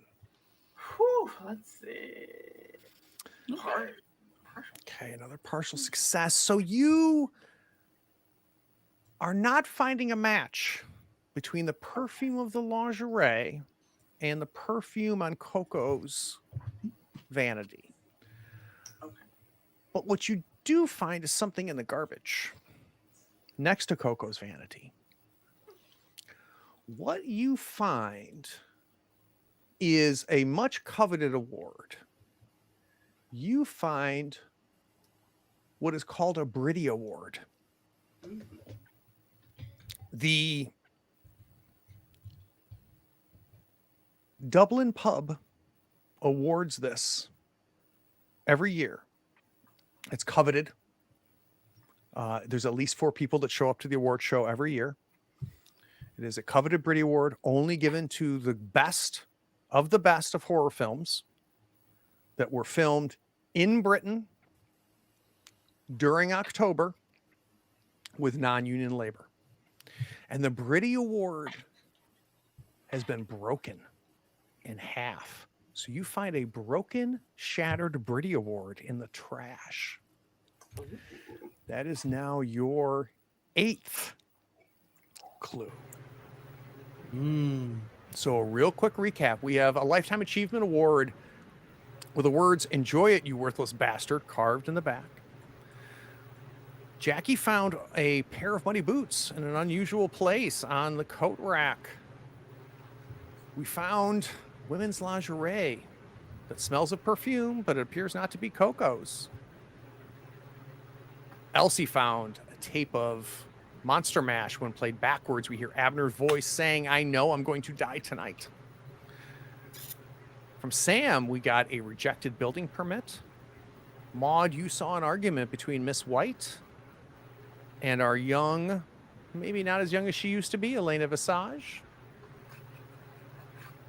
Geraldine, you found a secret passage that takes you from Abner's office up to the bedroom, through the walls. And now you found a shattered Bridie Award. What's next? Do we want to try, or do we want to get one more, guys? What are you thinking? Oh man, they're like so spread out. It could be anything. Yeah. Is there anywhere else we want to check? We were gonna roll the idea. body. Let's give it a shot and see if there was anything on his actual body. All right. So if I remember correctly, we've got Jackie out there and Elsie out there, right? We've got Yes. we've got Dalrymple making sure that he's still dead by checking his breathing. He's now left the two of you there alone with Abner's still dead body, as he goes and is going to explain to the himbo that's keeping track of the front door not to let anybody in and to call the coroner. There is no coroners. There's the butcher who when people die now, he takes care of the bodies as well. And we're going to start poking around, Jackie, at the body. Yeah. I think this is definitely... Go ahead. Elsie, you want to rock, paper, scissors for who has to touch the corpse? Nope, you do it. I will stand up. I don't suppose you have any of that sage. Start. I always have sage. I'll reach in my massive bag and pull out a bundle of it. Don't tell the other ladies. Jackie does not do corpses. I'm Would gonna never. start rifling around the body. So, Jackie, I'm thinking I'm gonna keep an eye here... out. Elsie's out there looking around. Jackie, you are touching a dead body, someone who has been murdered. You're out here by yourself. This is definitely going to be a night move. But what I'm going to do before we do this night move, I want to check, is there anything that's in your cozy place that could potentially give you an advantage? Remembering what's in my cozy place, and I'm not sure. Let me see if I can make any of that work. So one of the mechanics here in the game is they've got these items that they gave each other, things that they own in their cozy little place. And if they can justify how using one of these items could make things a little bit better as they attempt one of these things, they would get an advantage, which means they roll 3 dice, take the highest. And it's possible you don't. I just wanted to bring up the mechanic. Trying to shoehorn in that stuffed cat. So here, I'm going to give you advantage because of the stuffed cat. And the reason I'm going to give you advantage for the stuffed cat is the handling of the stuffed cat has gotten you very good at handling dead things. So the fact that you keep moving that dead cat in that stuffed taxidermied cat to places that where you don't have to look at it, and when you wake up the next morning, somehow it's back on the bookshelf again. I think that you handling that dead cat over and over and over again has made you very good at handling dead things. So we're going to do a night move, but I'm going to make sure you mark the advantage before we roll it. But before we do a night move, I need to ask you, as you touch this dead body, what are you afraid is going to happen if you fail?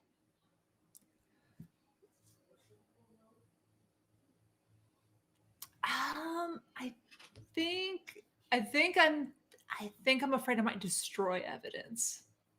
Ooh, so maybe there's a clue there, and because of your meddling, you're going to destroy that clue. Yeah, I like that a lot, except it's worse than that. It's worse than that. Not only will you destroy a piece of evidence, and by destroy a piece of evidence, I think it's not only evidence that you haven't found yet. I think you meddling here on this dead body right now, if you fail this roll, I'm going to nullify one of the clues you have already found. Oh no. So let's go ahead and do a night move. What are we going to do our night move with? Let's see. We're handling a dead body. It's got to be composure. Okay, so we're going to use composure. Make sure you choose the advantage button. Mm-hmm. You're going to roll 3 dice and take the 2 highest. It's a good thing we did that because we had that one. So not only did we succeed with this night move, but we got a critical success. And with that critical success, I owe you some more weird clue. stuff. It's always somehow, Jackie. some way, it's always Jackie. That's great. For those of you Always watching, Jackie. we have these episodic murder mysteries that are happening. This is their second murder that they're solving together, but there's an overarching mystery that we're slowly uncovering. And the way they're uncovering it is they're finding that things in Brindlewood Bay are a little off, a little odd. And somehow Jackie keeps finding these things. Jackie, as you start messing with this body, you kind of lift up the body, and Abner is dead. He's super dead. And as you lift up his body, under him, on its back, you see a spatula-sized dead roach. It's easily almost half the size of your foot. And it's there with its little legs under Abner's body, just dead. And as you you look at it, not only is that disgusting, that's pretty nasty. But the fact that it flips back over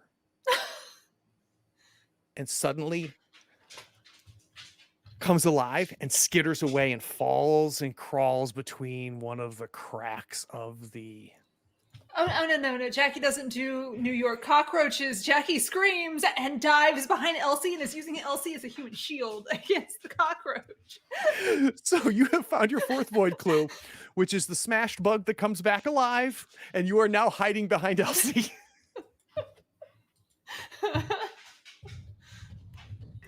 I'll get my giant bag out, ready to swing at anything that comes towards me. What's happening? Vidal's body falls back to the deck. What did you do? I didn't do anything. It was this big. It's getting bigger every time she has to put her hands up. It gets slightly larger. It was a cockroach. It was a cockroach this big. Cockroaches don't get that big. I hear they do in New York. Oh, I've never been to New York. I think the big question is are we going to do anything with the whole thing we were trying to do is look for a clue, and it went sideways real fast. Check the body for things that aren't cockroaches. What? Me? You can do it. I believe in you. Okay. I'll hold the sage. You go. Okay. Here, I'm gonna hand you my bag. Okay. And I'll go over and just kind of. No, careful.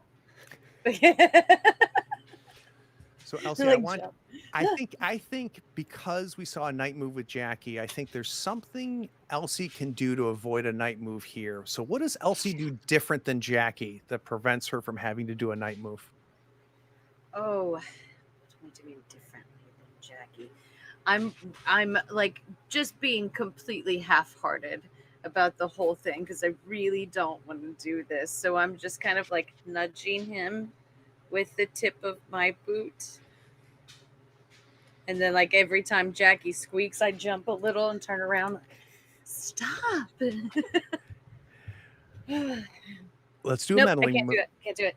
A meddling move, and I think there's a lot of possibilities here. Like even vitality, I think could be used here. So what are you going to use? Composure, vitality, reason? What are we using for this meddling move?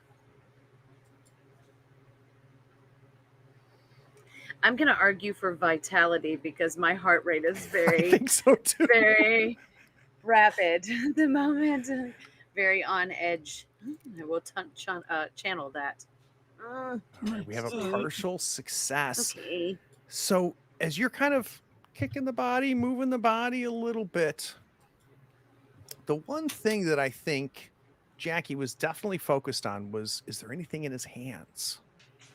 And as you're kind of kicking it, his hand falls away from inside of his King Tut costume, his plastic King Tut costume. And there is a crumpled piece of paper as his hand hits the deck and rolls out. I'll pick it up. You pick up that piece of paper. And for the sake of the fact that I don't want to be demonetized on any of these platforms, I am not going to read this letter to you. But what you find is a very explicit, very steamy love letter to Abner. It explains whoever wrote this, what they feel about Abner, how they feel Abner, where they feel Abner, when they feel Abner. Wow. But it I'm is going to blush. It is unsigned. What? Oh, no. Oh, why would you do that? No, don't put that there. Stop. So for the partial success, I'm going to give you the condition embarrassed. Yeah. That's Highly So, appropriate. yep. So let's give Elsie the condition embarrassed. All right. So who's keeping track? Where are we? We 1, 2, 3, 4, 5, 6, 7, 8, 9. So we are at a +3. Right. Do we want to try it? I think we should do it. Where did the Mavens get together to begin to theorize with all of these 9 clues? Oh, we're back at the Come bar. on. Back at the bar. Yeah. No, back at- we're- You're back at the bar, and I think the reason you're still alone, you're now alone at the bar, is hours have passed, and people have started getting peckish. So Miss White is utilizing something that not many homes in Brindlewood Bay have yet. She is utilizing the microwave, which is a fancy new appliance that is in the kitchen, and she is reheating this delicacy that you can buy at the frozen section of Piggly Wiggly. She is reheating what are called hot pockets, which is delicate pastry wrapped around artisanal red sauce with lovingly made pepperoni. So she is very busy trying to keep everybody fed as the 4 Mavens reach the bar. What is that? What is what, honey? Well, both the contraption and the thing in the contraption. That could change everything about how I bake. Can you bake with those things? I don't know, honey. It looks a little. I mean, maybe It's that gonna thing go will out of give you style. cancer. Oh, Yeah. I don't think it'll stick. It looks It's not going to stick. no. There's no way. It's way too modern. Could be radioactive. I'm just saying. I do want a bite of that, though, please, Miss White. Can I try So- it? She nods, and she will bring you one, and she's serving it with like these really inappropriately expensive silverware, and people are cutting Plated. the hot pocket and putting I'm it a in. Oh my pocket God. silverware. I'm just gonna bite it. Why is it still cold in the middle?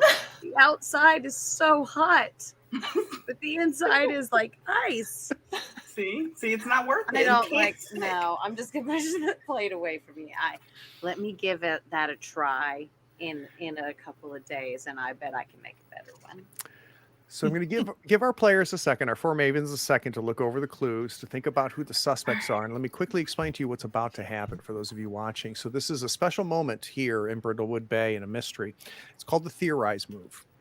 What they're going to do is they have a complexity 6 mystery, the death of Abner Vidal. We have our list of suspects, which includes Marcus Greaves, his business manager, Mrs. White, the maid, Coco Vidal, his wife, Elena Visage, the actress in his movies, Sam Turlington, his real estate business partner, as well as June Willoughby, the local socialite, who we found out has been sleeping with Abner. Those are our suspects. They've got 9 clues. We are going to do a theorized move, 2d6. On a 7 or higher, they will be right on who killed Abner. So there's no canon answer to this yet. We don't know who killed Abner.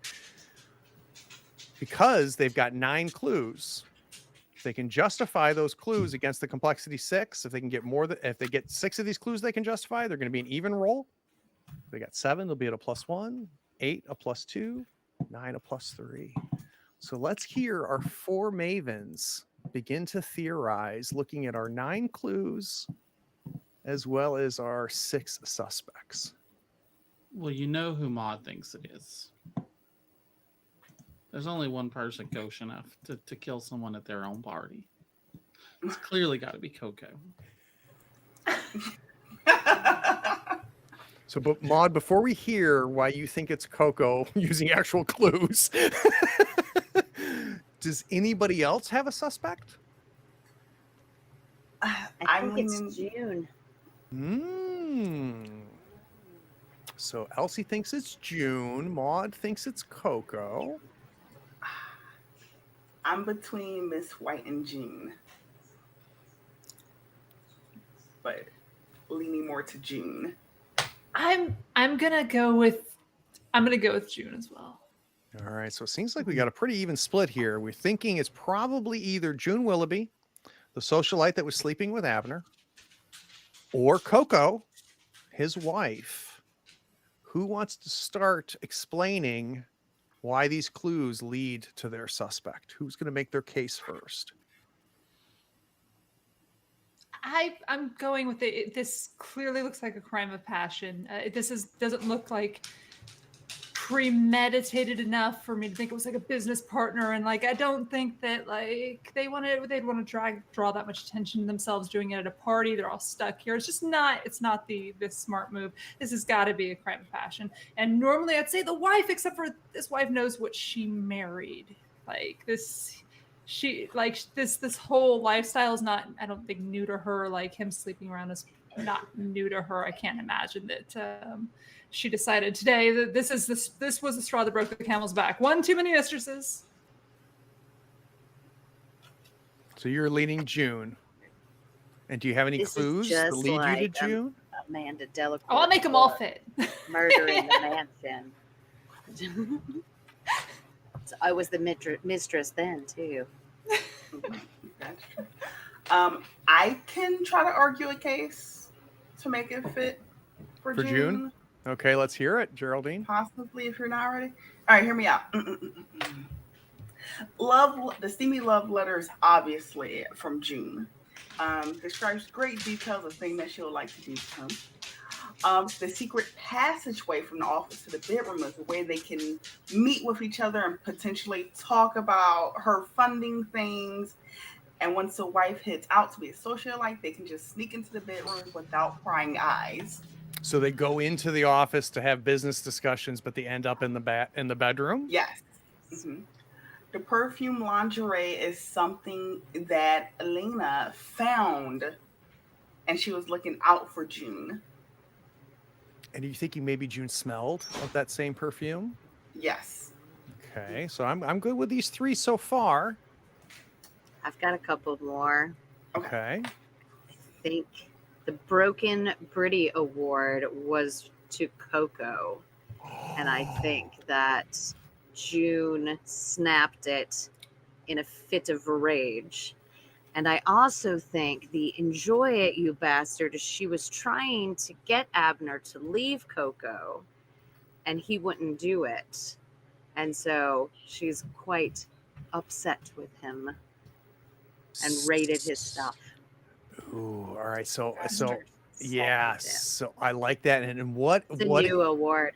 What if there was only 2 nominees for the Britty Awards that year, and it was Abner and Coco beat him, Coco beat him, and June wants nothing she of wouldn't that. stand for that. All right, so we have got her being mad. Enjoy it, you worthless bastard, for the Lifetime Achievement Award. We've got the women's lingerie smells of Junie.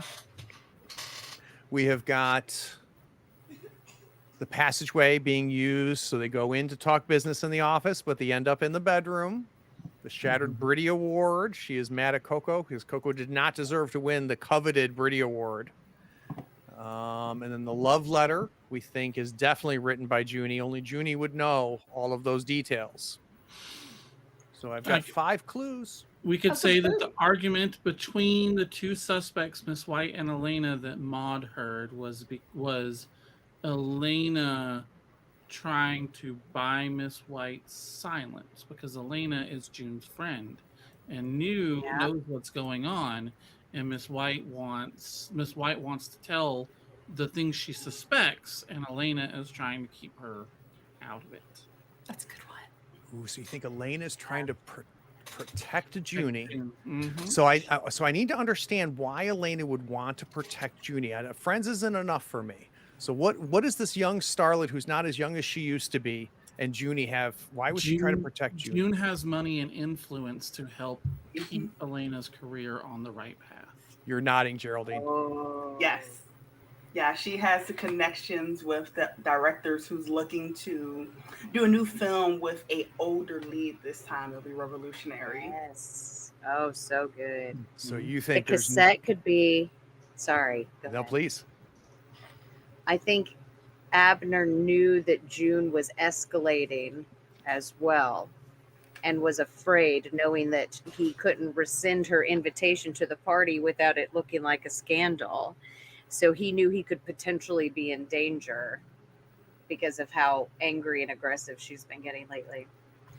Oh, Which we know from her scrape, leaving the note for him on the Lifetime Achievement Award, that things have been escalating with her. Okay, so I've got the Lifetime Achievement Award. I'm accepting that. That's one.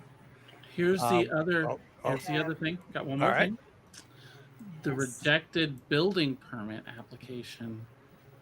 Junie's son is in charge of all building applications, rejecting them on the city council. So why would Junie use her influence to try to hurt Abner, her lover? Because Abner has not told her he wasn't leaving Coco for her. So she went to a tailspin of, I'm going to destroy this man who will not Destroy love me back." everything. Yes. Destroy everything he's trying to build. I'm getting a sense that they were lovers, but we were now spurned lovers. Am I reading this correctly? That Oh. Junie Yeah. was not all about the Abner anymore. Yeah. The passion turned to murder. Yeah. Mhm. All right, so let's go through it. If Stevie nobody can have, if she can't have him, nobody can. All right. The only one we're missing is the muddy boot. Easy kill. It's a very, very expensive woman's boot. exactly. Probably something Maud would pick up almost instantly because, well, you know what? Maud helped her pick those boots out.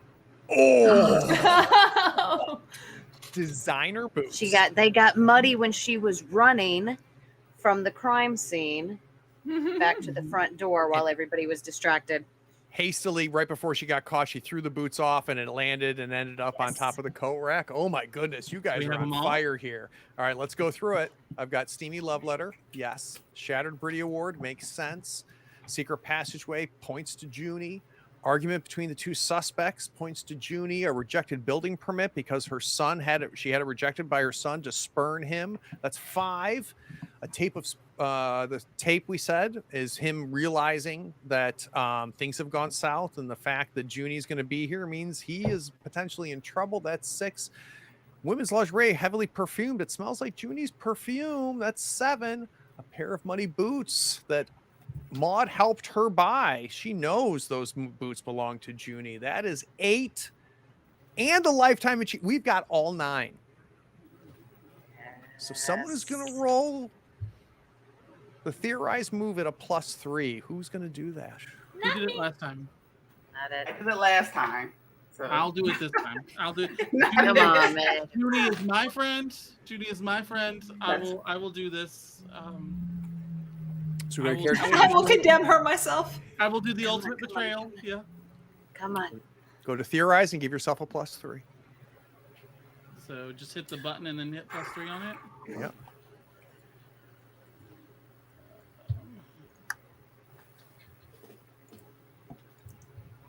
All right, you guys ready?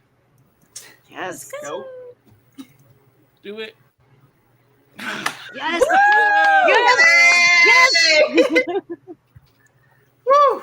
So unlike great. when we figured out that Gordon Thune, who was convicted and is in prison now, by the way, before things got a little complicated with Mr. Thune, this is clean. After the 4 of you have everything you need to prove that the elite and snooty June murdered Abner. Let's cut to the scene. Who wants to set the scene for me? Where does this get revealed? How do we do this? Where does it Pushing happen? Maud. Yeah, it's Maud is like being put. Maud is like, oh shit. Oh. We're still You're by the the party bar person. in the main room, and she is surrounded by people doing her socialite thing. Yeah, just kind of turn around and look at her over our shoulder. And I And think Ju- Maud is going to look over at Elsie and go, make sure Coco doesn't just kill her right out when I say this, please. I'll go stand by Coco. Yeah. Hey, darling. Sheriff Dalrymple, can you see me over here, please? Comes over and he goes, they're out of Coronas. It's okay, honey. I think we figured it out for you. Did I solve the murder? You did wonderfully, honey. Wonderfully. So who did it? Well, hold on just one second. Junie, honey, can I talk to you real quick? Yes. So, like I said, Coco has had the worst work done. Okay. So she walks over and she goes, Maud, honey, please tell me that you have not been drinking that Zampane. Junie, honey, you know I wouldn't touch it, but there's something we got to talk about. Okay.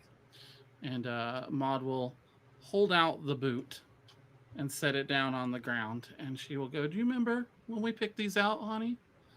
Just like 2 months ago. Oh, we went down into the city and we found this lovely little boutique, and then they had them just your size.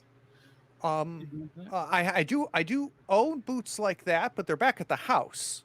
And isn't that an Estee Lauder? I'm smelling that is a wonderful perfume you're smelling. Well, it's very expensive. I have it flown in. It is, absolutely. And it's just so weird. I smelled that earlier tonight. Miss Elena, honey, can you come here for a second? So she's going, you got any weed? Miss Elena? I'll start looking in my purse. Miss Elena, do you recognize the smell of that perfume anywhere? She smells like my purse. Yeah, because these were in it, honey. And she pulls out the lingerie. Oh, where'd you find that? Yeah, well, you had a little accident, sweetie. Junie, you know where I'm heading with this, so I'm sorry, honey. You got one chance to come out and say it.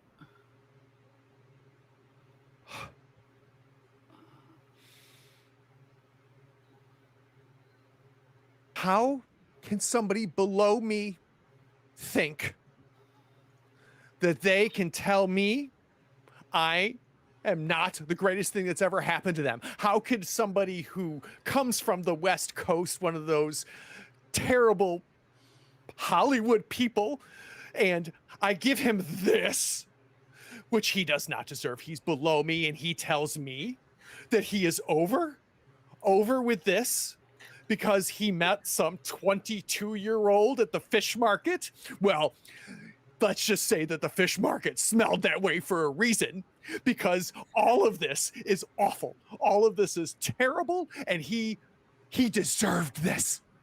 He deserved to die. Sheriff, this is your cue, sweetie. Please take the trash out. After I do that, should I handcuff her and arrest her? Oh my God. Yeah. Please arrest this woman who just confessed to a crime. She did confess. That's right. Ma'am, I'm going to put you in handcuffs. I'm going to take you down the road. There's no downtown here, Brindlewood Bay. I'm going to take you down, and we're going to put you in the jail, and then you're going to meet a good friend of ours, Gordon Thune, the banker, after you get convicted. And Miss Maud, I promise I will take care of that trash over there as soon as I get done. Thank you, honey. Thank you. And Your deputy can do it. And as June's walking, as he's leading June away, she'll just go, "Ooh, I thought you were better than that." You did? I'm real disappointed. You would have killed him too, but I bet you never would have slept with him. It's probably true. I would not. Because he's not 22 years old doing your lawn. Let's go to credits.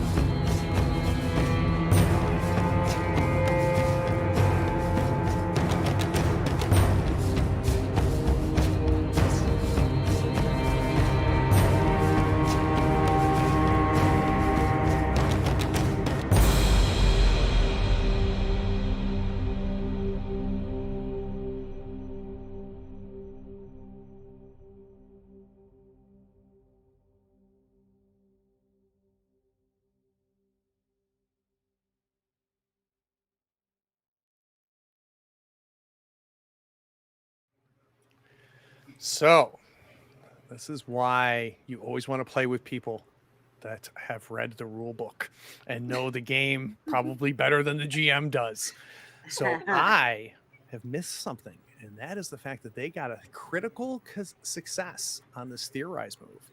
So, not only did they correctly piece together the mystery as Amanda Delacour would and figure out that Junie killed poor director Abner. But this critical success on the Theorize move means that somebody reveals themselves. So we are going to have 2 end credit scenes. One end credit scene is going to be with you, Geraldine. So as everybody starts to clear out, as our himbo deputy finally is allowed to let people leave, I think, Geraldine, you needed just one more drink. Because in your long life, in the last 40, 50 years, this is 2 more murders than you've ever encountered. So it's one thing to read all of these novels. It's another thing to see this happening. So I think you're one of the last people to leave. And you're at the bar having one more Jack and Coke. And as you finish it up, you hear someone say, "Honey, let's have one more." And you look up. There's old salty Nancy. She gave you one of your tattoos. She's been a good friend. And she pours a Coke, pours a real generous shot of Jack in there, and sets it in front of you. And she says, "Geraldine, I've been meaning to ask you. Would you ever want to join a club?" Well, it depends what kind of club. Well, you remember me telling you about where this costume came from? Yeah. So Brindlewood Bay. Brindlewood Bay is in danger. And I'm in a club Okay. of people that are doing everything that they can to save Brindlewood Bay. Is that something that maybe you would be interested in? Sounds fantastic. Yeah. Wonderful. Are you busy tomorrow? I'm free. I'm retired. Perfect. I'll come by tomorrow and we can talk more about it. Beautiful. As we fade to black, right before the credits finish, we have another scene.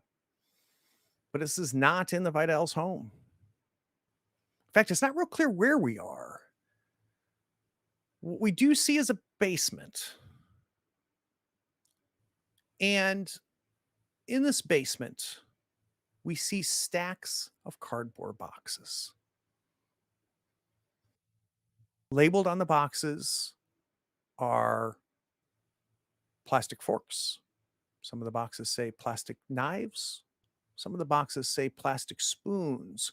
What's interesting about the basement and what's interesting about these boxes is how perfectly symmetrical the stacks are.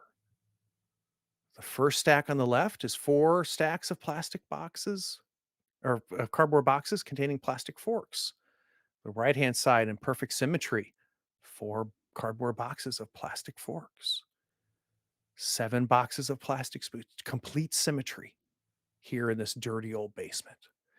And we see somebody in this basement between these perfectly symmetrically stacked boxes, cloaked in a white hood. Something we've seen a couple times now. We're getting very familiar with these white hoods. And this person is on their knees and in their hand is some chalk. They finish the circle in the center of this basement room on the concrete floor, and they start decorating the circle with runes and designs, each one getting creepier and weirder as we look at them. Each rune, the person is taking the chalk and putting it into this burlap sack and pulling out a different color and changing the color as they go through and they start etching these runes around the circle. There's a staircase leads down to this basement, but there's also a door. This is not the only thing in this basement. There's another room, and behind that door, we hear some screams. Someone is screaming, and I don't know why, but as we listen to those screams, we know one thing. This person is being tortured. We can just tell somehow by the types of screams, the cadence of the screams, that someone is being tortured. They escalate, they get louder and louder. We can feel the pain, though we can't see this happening. We could hear it happening. And we can get a sense of the visceral torture that's happening until it stops. And there's complete silence. The door that stood between the cloaked figure drawing the circles and the screams opens, and another hooded figure comes out of that room. But their white hood is different. It is soaked in blood. And though we couldn't see the face of the person drawing the circle, we can see the face of the person walking through the door. It's a face Geraldine is very familiar with. We see Miss Salty Nancy, the tattoo artist, put her porcelain mask back on her face that makes her look like a Greek statue. She walks over as the other person finishes drawing this chalk circle runes in the bottom of this basement. And she lays her hand down in the circle, and what rolls out of it are two eyeballs. And these eyeballs with fresh nerve stems roll into the center of the circle. And they look up, they look down, they look left, and they look right. And we see the blood coming off of the eyeballs slowly, like mercury, start gravitating towards the runes. And just as the blood hits the chalk and starts to light up, we go back to dark again. All right, let's do XP triggers real quick. So, who wants to go first? Did anybody get any XP? I did. I got all 3. Did you really? What did you mark? We solved a mystery. You certainly did. I shared my hangover saving wisdom with a young person. You certainly did. And Yeah. I shared a little memory of my dear departed Owen. Perfect. So that is 3. So what is that? I think that gets you definitely past the. You fill out your thing, and so we owe you an advancement, and then I think you roll over, right? So how many more XP do you get towards your next advancement? 1. All right, Just beautiful. So we're going to start episode 4 talking about how your advancement. When they fill out their XP track, they get an advancement. They can either add +1 to one of their stats, which is what Jackie did with her advancement. She changed her sensitivity from -1 to 0. Or you can also pick up a new Maven move in addition to your moves. So you can have 2 Maven moves on there. So Elsie's going to think about that, what she's going to do for her advancement. Maud, did we get any XP? I did. We solved the mystery, so that's 1, and that was my final one to hit there. So Very nice. I have 1 extra because I did indeed share a memory of a late family member with Mr. Tarleton. You talking did. about my dear departed Macon and his. He did pretty good. He left Mon in a good place. When he So that'll died. leave you with 1 towards your next advancement, plus we owe you an advancement. Geraldine, did you hit any of yours? We know you hit the solve. So I did the solve. I did I did not get secretly undermine the authority officials because we know who the local authorities are. And I did not share a memory of my late family member. Okay. So now, so where does that put you on your XP track? Getting +1. I need 2 more. 2 more. All right. Excellent. Jackie. Solved a mystery. And I did also not get to undermine authority today, but I did behave like a woman half my age. When did that happen? Showing up at the party dressed like Catwoman and Yes. drinking in public and kind of touching and picking at everyone, and Yes. also, you know, the whole vignette of trying to traumatize the children for Halloween. I think all of that's pretty. All of it definitely deserves an XP. So that puts you 2 XP for this Yes. session. Wow. So it took us 2 episodes to solve our first mystery, but we knocked this out in 1 episode, which I think it was very, very cool. Now we're going to want to do Stars and Wishes. So not only was this game created by Jason Cordova, but Jason Cordova is also the founder of the Gauntlet, which is a community of that he founded that's centered around his games. It's an incredible community. There's a Discord server for it. There's a Patreon that Jason has for the Gauntlet. There's podcasts devoted that come out of the Gauntlet. One of my favorites is talks about how to run these card from Brindlewood games, and there's several of them. You're going to look forward to seeing us run Public Access, which is another card from Brindlewood game. We're going to be doing that in a month or so. If you want to hear an interview with Jason, we've got 2 of them on the podcast, so you can check out Tabletop Talk, and we've got a one that we just released plus a previous one talking about Brindlewood Bay. The one we just released is about Public Access. But one of the things that I stole from Jason, which is the idea of Stars and Wishes. So with Stars and Wishes, what I do is I ask each of the players, not characters, each of the players to talk about star moments. So what were times in this session that really stood out for them, that kind of made this session work or made the game work for them or made things just click for them. So they're going to share their stars. And then for wishes, they're going to tell me things that they hope will happen in the next episode or the next 2 or 3 episodes, things they'd like to see. So let's start with you, Miss Amy. Let's start with stars. Oh, stars. Oh man, I think my star is like Maeve making the final little speech. You did this. Do you want to say something before I do? Like that was the moment where she was like, I've got this, and don't even bother trying to deny it. And it was just so full of confidence and certainty, and I really enjoyed that. I could tell Maeve has watched the same TV shows that I've been watching to get ready for this game. I can tell that she's watched those 80s and 90s detective shows, because that's what that final scene is, right? Where we finally pin it on that. So I love that. I love that.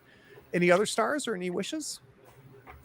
For my wishes, this is just kind of a personal thing, and I know it's like down to the roll of the dice, but I would absolutely love to have like a supernatural, like void clue kind of thing happen, because I feel like Elsie is always, she's already kind of looking for that kind of stuff. Like, I want to believe, like she believes in more, and so she would just be thrilled to have something like that enter her life, no matter what kind of repercussions it would have. So we need Elsie to get a 12 on a roll coming out soon. Yep. So my recommendation for you, Amy, is start looking at those cozy items, and let's figure out how we can start rolling some of the stuff for advantage, so that you roll 3 dice to take the highest. That's going to be your best chance for rolling those 12. Maeve, stars and wishes. Oh my gosh. Well, Geraldine gets no stars because she just threw Maud under the bus. No stars for you. Honestly, though, I take that back because I really love Geraldine in the bedroom. Just like, I'm not even going to bother with deception here. I'm just going to go for like the straight, like, you're going to give me a real answer, and that's how it's going to go. And that whole interaction with Miss White was hilarious and perfect, and I loved it. So. And wishes? Sure. Oh God, wishes.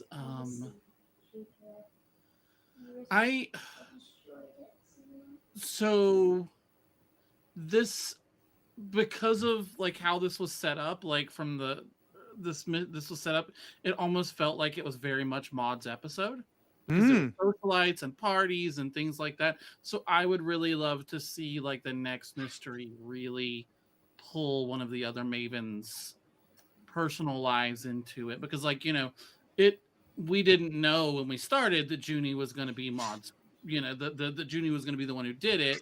But as soon as I saw socialite, I was like, well, that's Maud's friend. So like, you know, so I really would love to see one of the other Mavens basically get that chance to like, this is someone outside of this group, that this is their scene. This is what they do outside of the little connection. Because, you know, for Maud, the book club is not a normal like thing for Maud. You know, it's very different from what Maud would normally be doing. So this little group feels very enclosed. So it's kind of cool to see them, the Maven. It would be cool to see the Maven's bigger picture. How about for you, Shadika? What was stars and wishes? Oh, okay, I have 2 stars. One, Jackie's cozy vignette of terrorizing the children. That was brilliant, amazing. And 2, when Maeve pulling June up to talk shit about the person she was just talking to was I promise I won't tell. ultimate. It was hilarious. And we just all knew she was waiting to get back to anybody that would hear this. Spent my life surrounded by Southern women. I know how this works. Shadika, what are you hoping for? What are your wishes for the next couple episodes? Oh man. Oh, it's gonna be so I can't wait to see how everything uncovers with the void clues. Like, will Jackie go insane? It's gonna be great to find this out.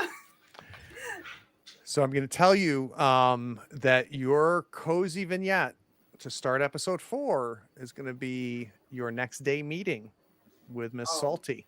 So start thinking about that. I am joining the cult, so that's and know that there's things that Shadika knows that Geraldine does not. So yeah. All right. Yeah. And last but not least, full trust. Yeah. Navi, stars or wishes? I had so many stars tonight. Like there were so many great moments, like Geraldine saying that, you know, letting the cow the bag with sleeping with the pool boy. I think the yard boy. I think we established that that's not true, which makes it even funnier. Yeah.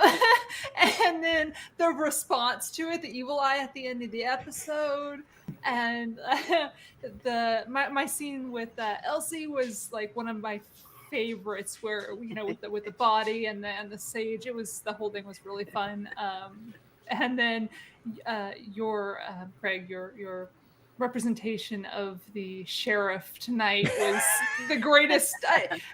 Take out the trash, and then it genuinely made me so happy. So I had stars for everything. Coco too. I'm having way too much fun with the NPCs in this game. God. You are killing it. You are killing it. Oh, that's fantastic. All right, guys, you know the routine. Like, subscribe, all that baloney. If you want to keep track of when we're going to be playing again, follow on the socials, all the socials, Third Floor Wars, yada, yada. But we've got a lot of plugs we got to go over. So I'm going to start with you, Navi. This isn't the only... Car from Brindlewood is the only type of game out there. There's other games out there that are kind of like systems, and Forged in the Dark is one of them. So let's pretend, you know, I like Blades in the Dark, but I'd want something that feels a little bit different. That is mechanically sound the way that Blades in the Dark is, but is maybe a little bit more romantic, a little bit more magical, a little bit more fantastic. Is there any game we could recommend? No. Yes, so I'm one half of a couple of drakes. We publish games and hacks and supplements and all that fun stuff. And the game that Craig was referring to is Court of Blades, where you can be a dashing duelist or a court magician, and you are playing in a very Renaissance fantasy setting where you're trying to ensure your house rises to the highest seat of power. It's very fun, very scandalous, very intriguing. You can find that game and all of our other games at a couple of drakes.itch.io. And we're playing it right now on the channel, and Navi's other half is running the game, and we are having an excessive amount of fun. It's one of the best games on the channel. Oh, we're just having an incredible amount of fun. Can we talk about an upcoming thing? I can't remember whether we can talk about that yet or not. Yeah. So let's talk about that. What's coming very soon? So we just got into the pre-launch for Feyborg, which is a Morkborg hack of scary fairies. So you are humans who have trespassed into the other world, and the other world doesn't want to let you go. It's very hungry because the black monks of the hanged god are coming to shut the way to fairyland forever, and you have to try and get out before they can. If you want to play Morkborg, but with just like Court of Blades, completely different feel, completely different atmosphere. It's going to be Feyborg. So we can go to Kickstarter and search for FEBORG, and we should be able to find it. That's right, and we'll be launching this fall. Awesome, Nice. awesome. So, Amy, I saw you raising your hand. Oh no, I was saying you were saying if you want to play it, and I was like, I do. Pick me. The raise hand thing. We're not in character. We stopped role playing, Amy. Speaking of plugs, Amy, I am not the only GM. Nope. Who else is GMing right now? And where can I hear I am that person also GM? GMing. It's awesome. I'm Jamie GMing over at Mave's channel, Foxtail Games. Curse of the Witchlight is what we are calling the current campaign. Shadika was on it. She's going to be in episodes 4 and 5 when they drop, so you should definitely start listening now so you can hear Shadika, because she's Maeve, awesome. what's the easiest way for us to find that podcast? any podcatcher you want to go to, it's right there. We're available through Apple. We're available on Spotify. You can also go to our Twitch, which is our Twitter, which is Foxtail Games Pod. And our Facebook is the same way. And from there, you can find links to our Discord channel where we talk about games and put up announcements and things like that. When we Google Foxtails, how should we spell it? Like a tale, like a story. TALE. Please do not do yourself a favor of not Foxtail TAIL. It takes you to dark places of the internet. I will say that just to dovetail on that, Foxtail Games Pod is actually the first podcast that we released, which is an anthology podcast where we do different games. We've done Curse of the House of Rookwood, which if you've watched the Court of Blades, you'll see Nathan, who plays on that, is in it. Amy is in it. The Nick Westbrook is in it. Well worth going. We're going into Spencer Campbell's Slayers right now. Fantastic game. It's so much fun. We just started our Patreon. If you decide to join up to be a Patreon, we'll be doing some extra bonus episodes and some casting calls that you can jump into. It's a lot of fun. We're having an absolute blast, and there are like 4 projects in the works right now. So Oh, that's exciting. so Very, excited. very exciting. Shadika, what do you want to plug? Oh, I happen to have been a guest on an amazing podcast from Amy called Curse of the Witchlight, which I'm also going to plug Foxtail Games, and you all should check it out. So it's my first time ever being a guest, and I'm so excited. Yay! All right, so I think we are. Yes, it's a good problem to have, though. Good problem to have. I think we're about a month and a half away from our next game. I forgot where we have the schedule. About a month. End of September. Like August 20. 5 weeks from now. So if you want to know the exact time and date, follow Third Floor Wars on Twitter or on Facebook, or on Instagram. Love you guys. Yeah, so much fun. Bye.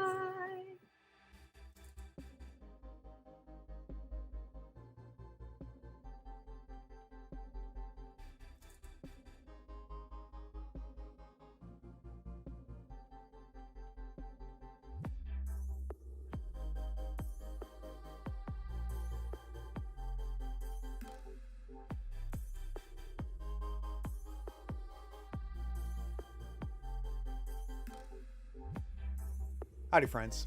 Thank you for watching. All our content is archived and organized in playlists on the Third Floor Wars YouTube channel. Check it out.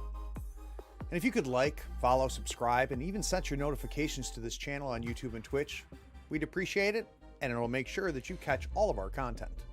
I talk with creators, designers, and experts across the gaming landscape in every episode of our podcast, Tabletop Talk. Open up your favorite podcatcher and search for Tabletop Talk from Third Floor Wars. Support your creators. They make the content you love, and it's your support that makes it happen. If you want to help us, go to Third Floor Wars on patreon.com, and you can help us for as little as $1 a month. Thanks again. We'll see you next time. Take care.